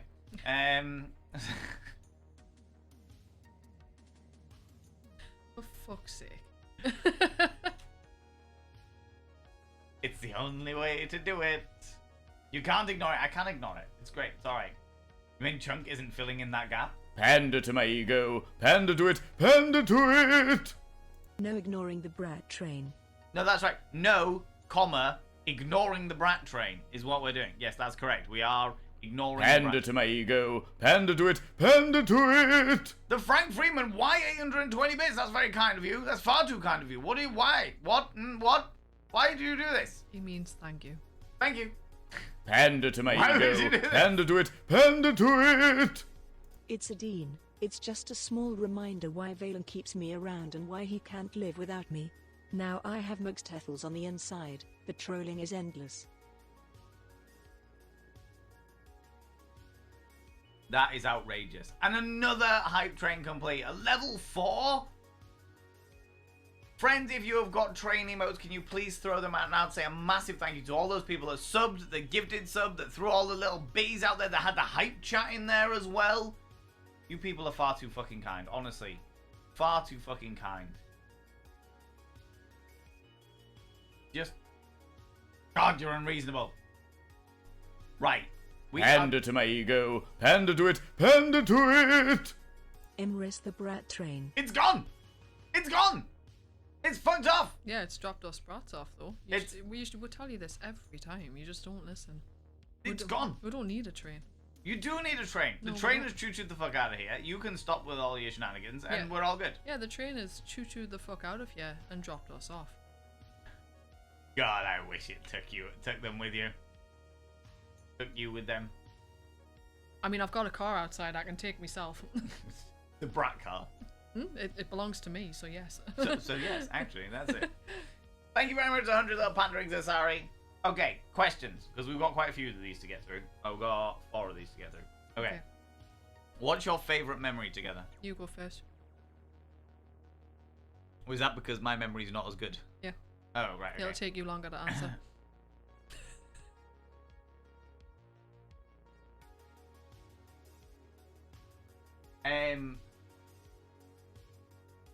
I've got quite a few, actually. Yeah, so have I.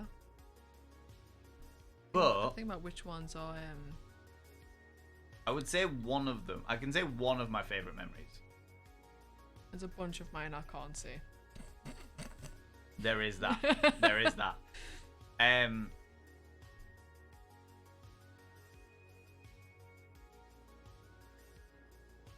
Yeah, I can't say a lot of those actually. Yeah, yeah. Find a I safe- think a one safer of them. stream one. Pander to my ego. Pander to it. Pander to it.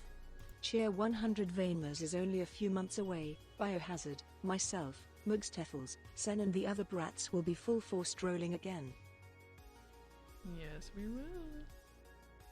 I've cancelled it. Cancelled Famous. No, because I'm here. And it's cancelled. No, it's not. Done. Mm-mm. All right. I'll be here for Christmas. Don't listen to him. Shit. Till then, sleep well. I mean, I'll try. Okay, so what was your favorite memory? I think the one that I'm gonna go with, it's not my, like, it's one of my favorite memories. The one I'm gonna go with is at my cousin's wedding when we went together. It was the first time you'd met a whole load of my family, and you were chatting to one of my aunts, and I grabbed you for a slow dance. Yeah, because I'd never slow danced with anyone before. I didn't know this. Yeah, I always But- wanted to, but I've never slow danced with anyone before. I didn't go to prom. Like, I've just never been in that situation. So yeah, that was one of mine as well. That's one of mine. We have a really, really nice picture that your sister took of her while we were slow dancing, and we didn't know that she'd taken the picture, but it's genuinely one of my favorite pictures of us. It was Elvis Presley. I got help fall in love with you. It was, and yeah. I was elsewhere, being pissed, and I was really ill that morning as well. You were, yeah. And I'd managed to drink myself into a level of stability. I'd had like a few vodkas just to line the stomach and get me going. And I walked straight over, put my hands on your shoulders, and you were like, and I was like, we're going for a dance, and you were like, what? And I was like, we're going for a dance. You were mid-conversation, and you were like, I've never slow danced before. And I was like, well, now's the time to learn. But I'd always wanted to, because, you know, I can send you the picture of it so you can show people. Yeah. Do that this way. I love candid photos where people just take them in the moment and they're not staged. They're my favorite kind of photos. Just loading. So yeah, that's mine. What about yours? Look at the picture. We're not done yet. We're not done yet. Wait. Patience. Just make sure there's no family members in there. I think it's just us because we were the first on the thingy, weren't we? We were the first on the dance floor. This was us dancing in front of the hired band. I just love that picture so much. Yeah. And we were, that was me. I was so ill that morning, it was unreal. You almost didn't make it to the wedding at all. but the only reason I was there was because I was determined to be there. Yeah. Like sheer fucking determination. And then I was like desperately testing the water with like a drink here and a drink there, and at first it made me really, really nauseous, and I was just like, right, fuck it, I think I had a shot of vodka or a really strong vodka coke, and then just was like, right, I'm getting on with it now. Yeah, and we dealt with it. We still don't know what happened to you properly. We think it was a dodgy beer keg. Pint, yeah. Dodgy pint, but yeah. So that was mine. What else? Which one are you gonna go with?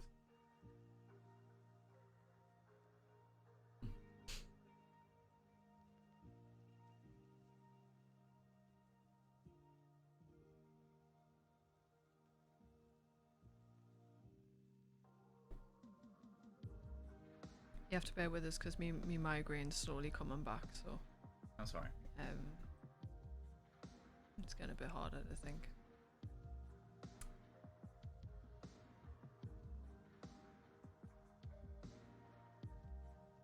So I can show you the t-shirt again. Yeah. Have a Yeah, couple you do t-shirt. This was one of my moderators, Biohazard, got this for McSteffles. Got the image done to troll the fuck out of me, and then bought the t-shirt for McSteffles. I'm actually wearing her t-shirt at the moment. You know? I'm sure there'll be better moments that I could pick, but I just can't think of them right now. But I think when you first came to stay at my house, and it's just more like funny and sentimental, but when because I don't live like too far from a beach, it's one of my favorite places to go, and I was like, I'll take him to the beach at sunset and we'll walk along because it looks so stunning there at sunset. And no word of a lie, I checked the time on my phone, knew what time we needed to be there for. It was sunny at my house, the sun was setting, and I was like, great, we got in the car and I drove to the beach, and we hit a wall of fog that literally only covered the beach. And I had a set place I wanted to take him and everything, and like a rock face to kind of climb up so we could stand on the top of it. And we got there and it was just grey. It was just foggy, but it was still really cool because I don't know, fog is cool, it's atmospheric, it's a little bit creepy, it's a little bit, you know. It was great. So we hung out there for the first time, and that was really meaningful to have you be somewhere that means so much to me. Yeah. And that I love going to. And then we ended up leaving the beach, and as we were driving away from the beach, literally the wall of fog stopped, and then it was blazing sunshine again, and you could see the sunset, and I was like, that's what I was trying to show you. So this freak, as you can see, these daft circumstances keep happening to us, and it's just like, what the hell. So this freak wall of fog on the one day that I wanted to take him to go and do that, and it didn't even creep up past the cliffs or come towards the houses. It just kind of stopped there. it was pretty wild. And it was a classic scenario, you know what I mean? Trolled by Mother Nature, a recurring effect, if I'm going to be honest with you, Tamaz. A recurring scenario for us. Yep. Okay, this one's from Authenticata. When did either of you have that moment when you realised this is your parent? This is your person, if you have? Yeah, I know when. I don't know exactly an instance when, but I know when I got a certain feeling. You know when? And it was before we officially got into a committed relationship with each other. Okay, I'm trying to think about when mine was. I'll say when mine was then. I know when mine was actually. Oh, okay. But first, turn me into a pile of mushy goop. It is very, very sweet. My adamant refusal to believe in love is grumpy. Love exists. Love absolutely exists. It can be a fucking pain in the ass. Completely and utterly. But it does exist. And very difficult to find. Yeah. Yeah. Because there's also a difference between love and good love. Mm-hmm. Because you can be in love with someone who's a toxic person and toxic for you personally. And that's still love. It's just not a very good one. Mm. You know? How's it going, Daddy Dino? How you doing, you beautiful bean? It'll be a lasting memory. Oh, most certainly, fish pancake. I like little memories like that where it's like a funny fuck up. I like them. That's why, because you would never think to pick up your phone and take photographs. You're always on your phone, but it's always work related and notifications and stuff. And now, you take loads of pictures in the moment of things because photographs are really important to me to remember. That's the reason why I take them. Yeah, but I had to effectively train you to do that and be like, you know, just take a couple of pictures. It helps you remember the moment. Yeah, no, completely agree. Okay, so either of us have that moment when you realize this is your person. The moment that I had was when I first confessed my love to you. When I was extremely drunk and we were doing things, and I said, yeah, your timing was impeccable. My timing was amazing, and I said it, and then you had a double take, and I was like swiftly moving on, and then you went and threw up. And I went through up. You went and threw up. And I was like, what the fuck has just happened? And then the morning afterwards, I remember it very, very clearly. I remember that moment crystal clearly. I don't remember anything that happened afterwards. I don't remember anything that happened before. But I remember that exact moment really clearly. And then the morning afterwards, you were like, do you remember what you said last time? I was weary about bringing it up because I'd already said it by that point. I'd said it several months before. And it's not easy for me to say that to people. It's not easy. It's not difficult for me to feel love for people, but it's difficult for us to say it because of the vulnerability that comes with saying it to somebody, and that's my personal issue. So I'd said it and then never said it again. And then it was a case of waiting, because we both went into this with trauma on both sides. Yeah. Like, as you can probably tell, we have not followed a conventional kind of timeline whatsoever with this relationship. Nothing about it's been conventional or straightforward. Yeah, when you said it, I was shocked, and I was just like, oh my god, like it's actually happened, like, you know. And then the next day I was like, so I don't want to make a big thing out of this, but like, just to check, do you remember what you said last night? And you went, yes, I remember every word. And then that was it, and I was like, okay, and then we're going to move on. I said, yes, I remember every word, and I'm not ready to say it sober yet. I'm not ready to say it sober yet, but I remember every word, and I stand by them. Yeah, and so, that was the point for me. And I was like, okay, and it's been a lot of give and take on both sides with patience and helping us overcome things. Because I'll openly admit, I didn't realize it, but I have major issues with relationships and committed relationships and stuff like that. And it's taken the level of patience that McSteffles has had for me to get over that shit is wild. At least 10 months. Yeah, if not longer. Yeah. In fact, I'd say longer than that because it went in. You know what I mean? But yeah, like we are very self-aware, and we're also very open about our own flaws and things that we'll want to work on, like as an individual and together. Yeah, emotions be tricky. They certainly fucking do. But yeah, that was the moment that I was like, no, this is my person. Yeah. I think for me was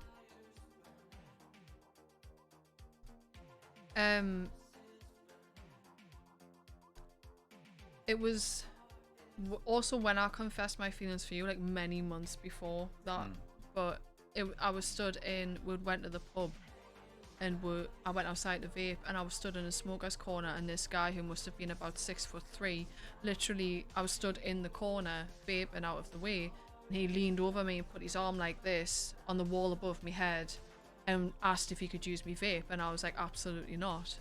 Like, that's unsanitary, and it's my vape, I don't share it. It's not like COVID as well, wasn't it? Yeah, Yeah, and it's not like a cigarette where like, oh, can I have a cigarette? You give someone it and then that's theirs. No, he wanted to share my vape, and I was like, absolutely fucking not. And I'm 5'8". I'm not, you know, I'm not 6'3", but I'm not, you know, I'm quite tall for a lady. But even so, I felt so small when this guy did that, and he just wouldn't let up. And then when I started talking, he heard the accent, and then started saying about how Geordie women were tending to be more easy than other women and stuff like that. And I was stood there thinking, Jesus Christ, like, I need to get out, but I was well and truly cornered by him and then a table and a chair next to us, and I couldn't get out. And Valen was back in the pub with friends, and I couldn't signal to anybody that something was going on, so he moved because someone else came into the smoking area, so he went straight to them and asked them for a cigarette, and that was my chance to kind of get out and go back in, and I was really shaken up by it. And dating is hard, man. Like, it's I've not had an easy time with dating ever. Not since I was a teenager and I started to do it. But going back into the pub and just thinking, like, every time I come and see this guy on a weekend, like, the way that we are with each other, like, I don't want to do this. I don't want to talk to other people. I don't want other men coming up to us, or women. I mean, I'm openly bisexual, but I don't want to have to do this. I don't want the small talk with other people. I want the guy that's in there. That's who I want. And it was that moment that's what made me confess to you how I felt. But what really hammered in home for me that I knew that I wanted to be with you was, like, I'm used to being by myself. I live on my own. I've got my little boy, but I live on my own. I've been by myself more often than not. It's very unusual for me to actively want to share my space and time with people. I like being my own person. I like having my own house. My home is my haven. When I lock that door on a night time, that's me safe from the rest of the world in my eyes. And when I started coming home on a Sunday night after being here and standing in my house and not feeling right because I was by myself, that's when I knew. Because you weren't there with us. And it's like, I don't want to be here by myself.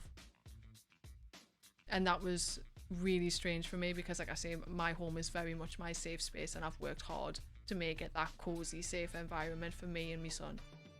So when I started coming back to it on a Sunday night, and it felt wrong to be there, and my bed felt wrong to be in it by myself. And I love sleeping in a bed by myself. Let's be honest. But yeah, that's when I knew. When things started being by myself, suddenly stopped feeling right. So. Oh, don't cry. That's far more romantic than my. I'm not trying. I love you. Yeah, pretty much. I'm not even trying to make it romantic. I'm just a straight talker about emotions. Like, that is just me saying factually how it is. And I guess it comes across as romantic, but I'm not trying to be overly romantic, yeah. I'm just saying it as it is. I understand that. I understand that. Yeah. They're from north of England. McSteffles is from north of England, so they're not Scottish accent. No, yeah, I'm a Geordie. Geordie accent. Geordie accent. Starfishing is amazing. Yeah, and yeah, that was a dick move from there. I remember you coming in and me being like, that whole conversation started with me being like, why didn't you tell me? I would have done something. Because I am that kind of person. I couldn't get away. No, I know. Pander to my ego, pander to it, pander to it! When home is your person rather than the place is a big feel. So happy for you too. I see, Dean, you get that. Hi, Dean, by the way. I don't know if I said hi to you, sorry, but hi, Dean. Yeah, I know you get that. Mm-hmm. For sure. Best way to be honest, Luke, cheeky devil, what are you doing? Also, how's it going, Mark? Hi, Mark. Who deals with the spiders? Asks Dean. Neither of us are scared of them. Yeah, we're not really scared of them. I'll just find a way to take it outside. Yeah. I do get a shock if they're past a certain size and they run across me floor and I'm not expecting it. Don't get us wrong, but I'm not frightened of spiders. I deal with the wasps. Yeah, I hate wasps. I can't stand wasps. Bees, I'll help outside because, save the bees. Yeah. Wasps, no, absolutely fucking not. Although recently we found out some information about wasps, which is quite heartbreaking. Yeah, but we don't get sidetracked. Yeah, it's true. Because you get distracted so easy, and with these really questions have been waiting a while. I really do. Okay. Got a question from Calandra. You don't like Wasps either? Yeah, 100%. No. Like, I'm not a massive fan of them, but They're just so aggro. Like, just keep away Yeah. from us. Calandra says, do you have any advice for other people in long distance relationships when they feel a bit down or alone? I'm not a good person to ask for that because I'm really good at distracting myself with work. You distract yourself with work. So yeah. So I guess I'm gonna have to lead this one. Hold on. Unhugh has come in and said, twerk on your boyfriend. Of course I will! Twerk it, twerk! Twerk it, twerk! Oh, God! Check out that big old booty! Oh!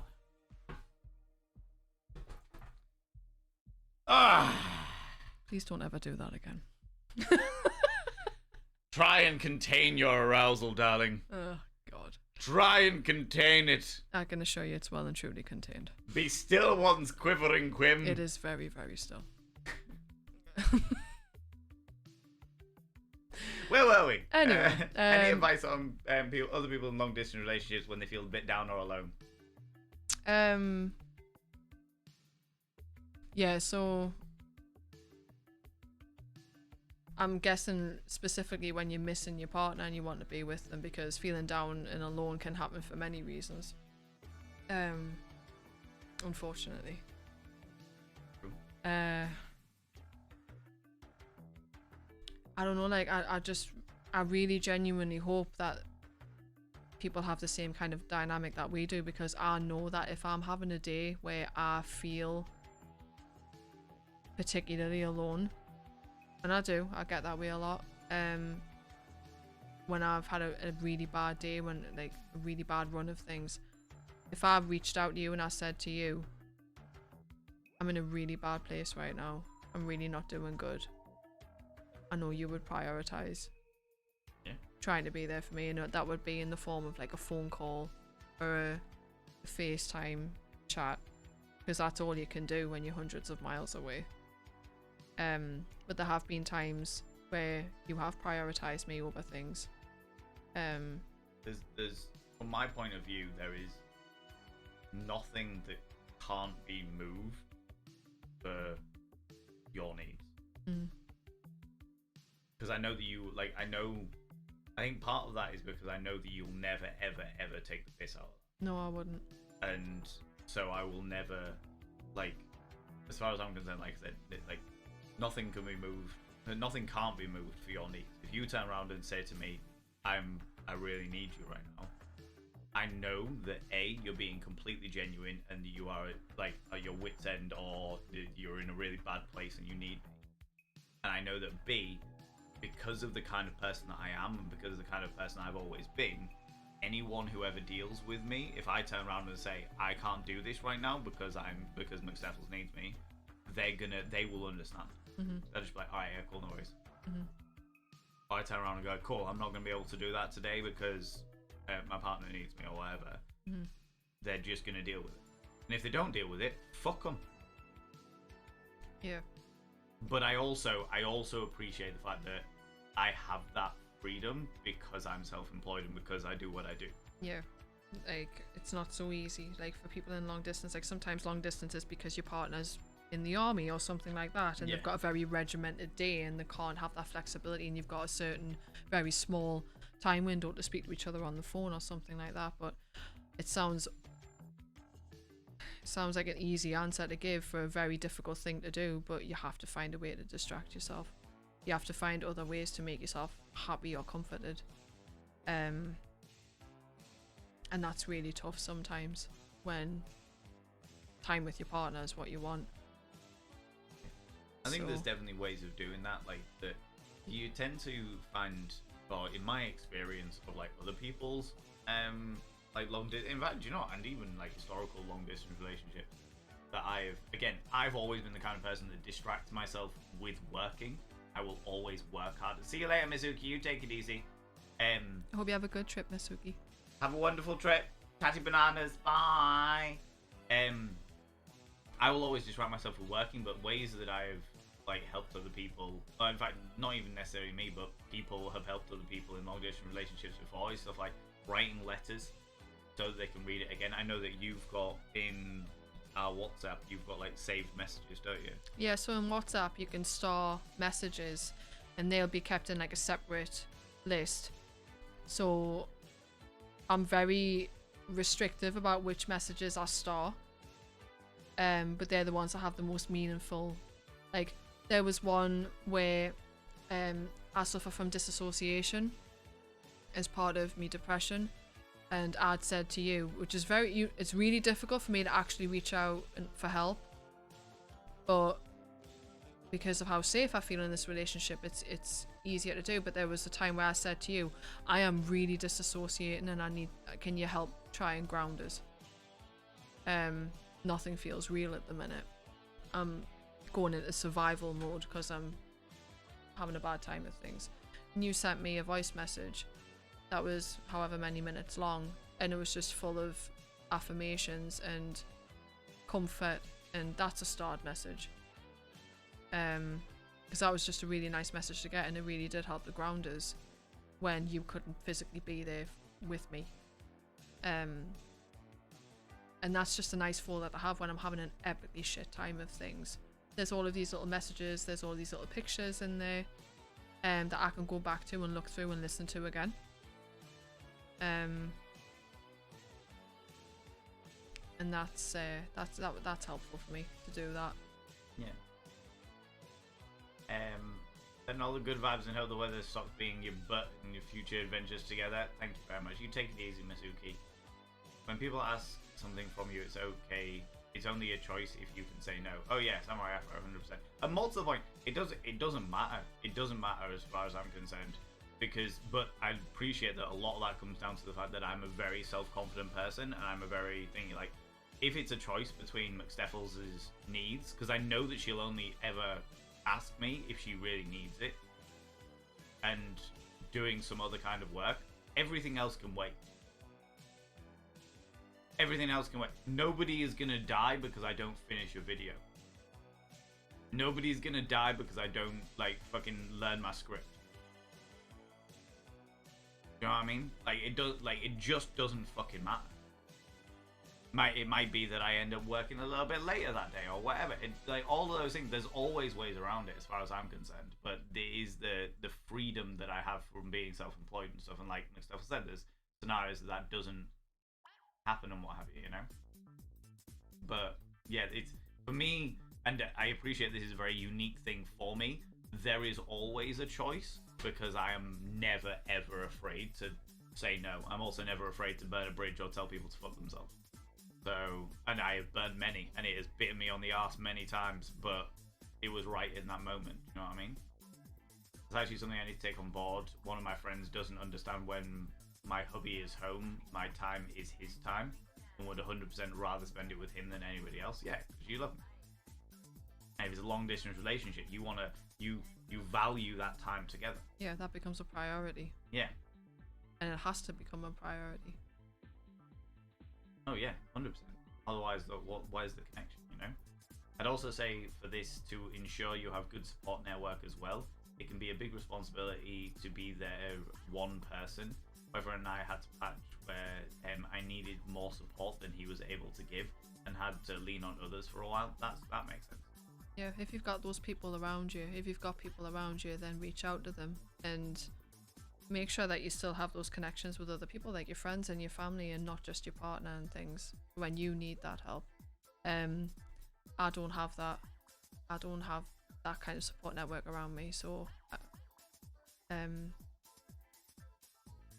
think I've got a couple of friends and stuff like that, but it's a little bit different for me. But absolutely, there are other important relationships in your life more than just your partner. Just you need to prioritize. Like if it's long distance, your friends, I would like to think would be understanding if you're spending all weekend with your partner, because that's the only time you get to see them, whereas they are available during the week and you can, things like that. Yeah. Can we talk about dissociation and asking people to get grounded? Authenticator is just a dissociation is a mental state where people can feel outside or disconnected from their own bodies. Brain fog, memory difficulty, or time of loss, confusion. Parts of the brain, like any, are activated instead of the prefrontal cortex, the amygdala. But yeah, so basically, dissociation it differs person to person. People that do suffer with dissociation can have various different effects for it. But a lot of it is, from what I understand, and I'm not somebody who's disassociated. I think it's better. I think genuinely, it's better if I answer this question, Yeah, because you're right. I actually go through it, and you've had to learn through me what it is. But Authenticator is really spot on with the way that they've described it there. It's basically your brain going into survival mode. It's so overwhelmed. For me, it's when I'm so overwhelmed with anxiety or depression, it gets to that point where it effectively feels like my brain shuts down, so I stop feeling anything. And I'm a very emotional person across the board, and I openly feel all of my emotions, positive and negative. But yeah, I shut off and I just can't feel anything. I can't feel angry, I can't feel happy, I can't feel joy, I can't feel comfort from all of my favourite things. Like, I love making myself a cup of tea, and that's a comfort thing for me, as well as actually having a drink of something. I don't get any comfort from it. I don't get any joy from my favourite songs. I don't feel happiness from the usual things that bring us happiness. Music is very therapeutic to me, helps me through a lot. If I can't keep listening to music because I'm just not engaging with it on an emotional level, that's when I'm getting disassociated. So grounding is kind of like when you start to feel like nothing is real. It's a really alien brain space to be in, because you feel like nothing is real, therefore you think the consequences of your actions aren't real. Therefore you start to think recklessly about, well, I can just do this and it won't matter. And it will matter. You just need to wait for your brain to get out of that shock of survival mode that makes it disassociate from reality. It's kind of like you know, the whole IT thing with the computer of like switch it off and on again. That's the way I've described it to you, isn't it? Like, my brain is doing that because it's overwhelmed with something bad, and it needs to just take a minute, and it needs to feel nothing else. It needs to do nothing else until I kind of come back down to earth. So in your message was just kind of saying like, I know that when you start to feel things again, like, all those emotions are going to come back, and it's going to overwhelm you when they come back. But as of right now, you're safe, you're in bed, you're going to go to sleep, your son's safe next door, blah blah blah. Like, you were just kind of telling me what my circumstances are so I could take into account. It is kind of tough to explain, and it's like, I'm comfortable talking about it, but it is a very vulnerable thing to talk about, because I understand that a lot of people are just not going to get it. But I've always been open to talking about like what I go through. It's just hard sometimes. It's so hard to put into words what it actually is. I mean, and like Authenticator just says there as well, everyone will experience it differently. You can only speak on how you experience it, and relevantly how you experience it as well. Like, it is different for each different person that does deal with it. My explanation was merely going to be a textbook one from what you've told me and stuff that I've looked up on myself. Mm-hmm. But it is that stepping up, not feeling like yourself, but also not having the things that make you feel human as well, I suppose is the best way of putting it. I think something that is a coping mechanism for me is that I need to do tactile things. So when I start to disassociate, I go do the dishes, I go clean my house, I go fold laundry, I go, and like physical things that I can touch. Yeah. Because I've told you about that, and you've realised that I do that when I get to that point, because that keeps me in reality, like touching things and doing tasks that are more tactile helps us with that. Yeah. But yeah, absolutely. Like with any kind of mental illnesses, everyone will experience them completely differently. You just have a generic kind of explanation for it. Yeah. No, 100%. 100%. How's it going, Taken? How you doing? Fly and Visit? That's entirely fair. Stupedia, welcome back. How's it going? How you doing? The last couple's question from Ivalina. Can we please have a McSteffles cult now? Definitely not. I will never hear the end of it. And Biohazard will take credit for it. Like... I also genuinely don't have time. yeah, there is that. There is that. I'm too tired to run a cult. I just want to drink tea and sleep. Yeah, it's I don't know. If you had a cult, you could get all the cultists to bring you tea. I struggle to delegate though. That is true. I also struggle to take help from people. That is true. No, your relationship is enough. Thank you very much, Biohazard. Thank you. I appreciate that. Go on in front. The gentle hand on your shoulder helps you get grounded. That is fair. Yeah, that's something I experienced as well, Pixie. You've seen that. When I go cold, it's like I've gone into shock, and it's not the weather and the surroundings aren't cold enough to warrant how freezing I go, and then I can't get. It takes forever for us to warm back up again. Yeah, Come over to the dark side. We have tea. Oh, I'm there. I just don't want to be responsible for telling people what to do. I just want to sit and join in with everyone. Just want to have a good time, goddammit.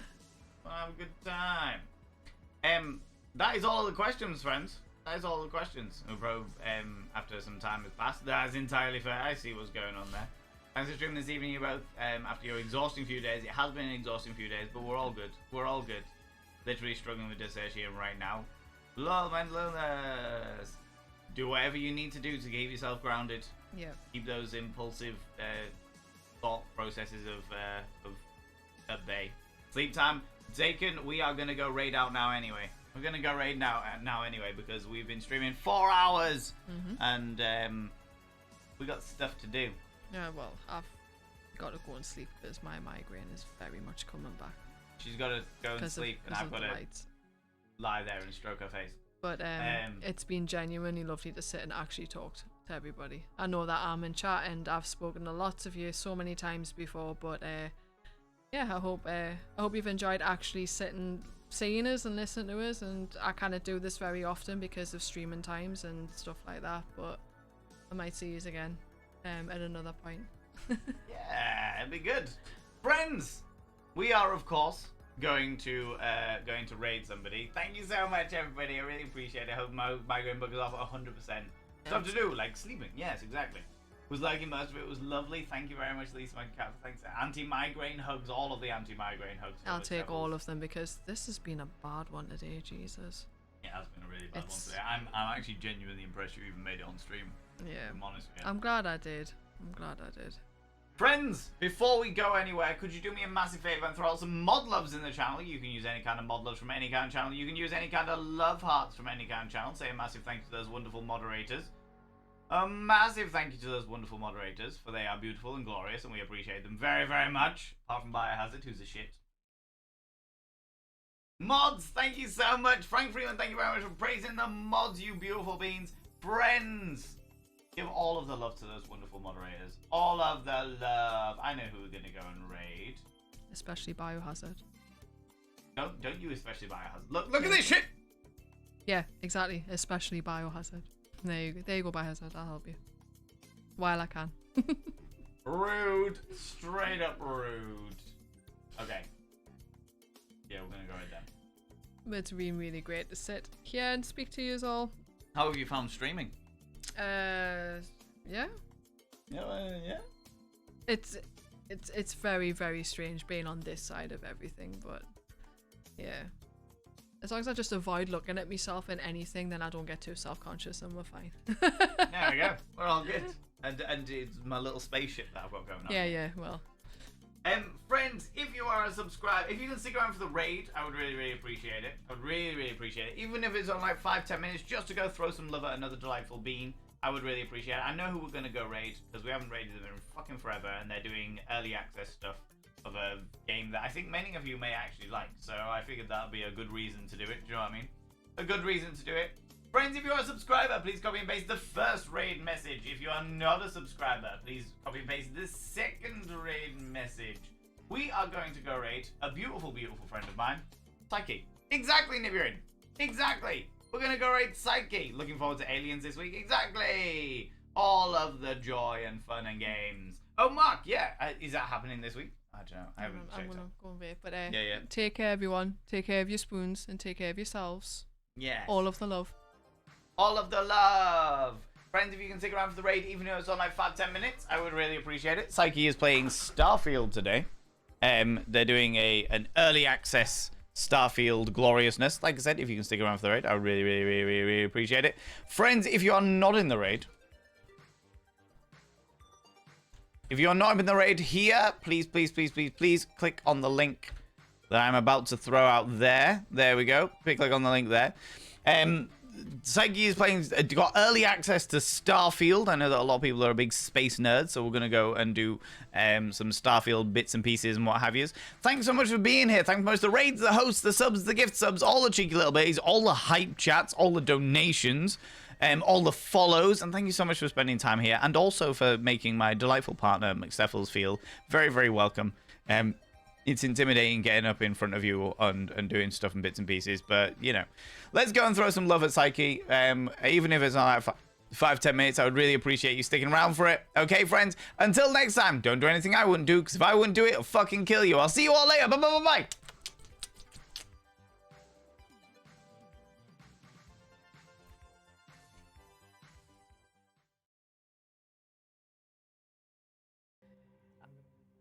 Well, I'm going to take a break in a second and I'll come join you. Valen!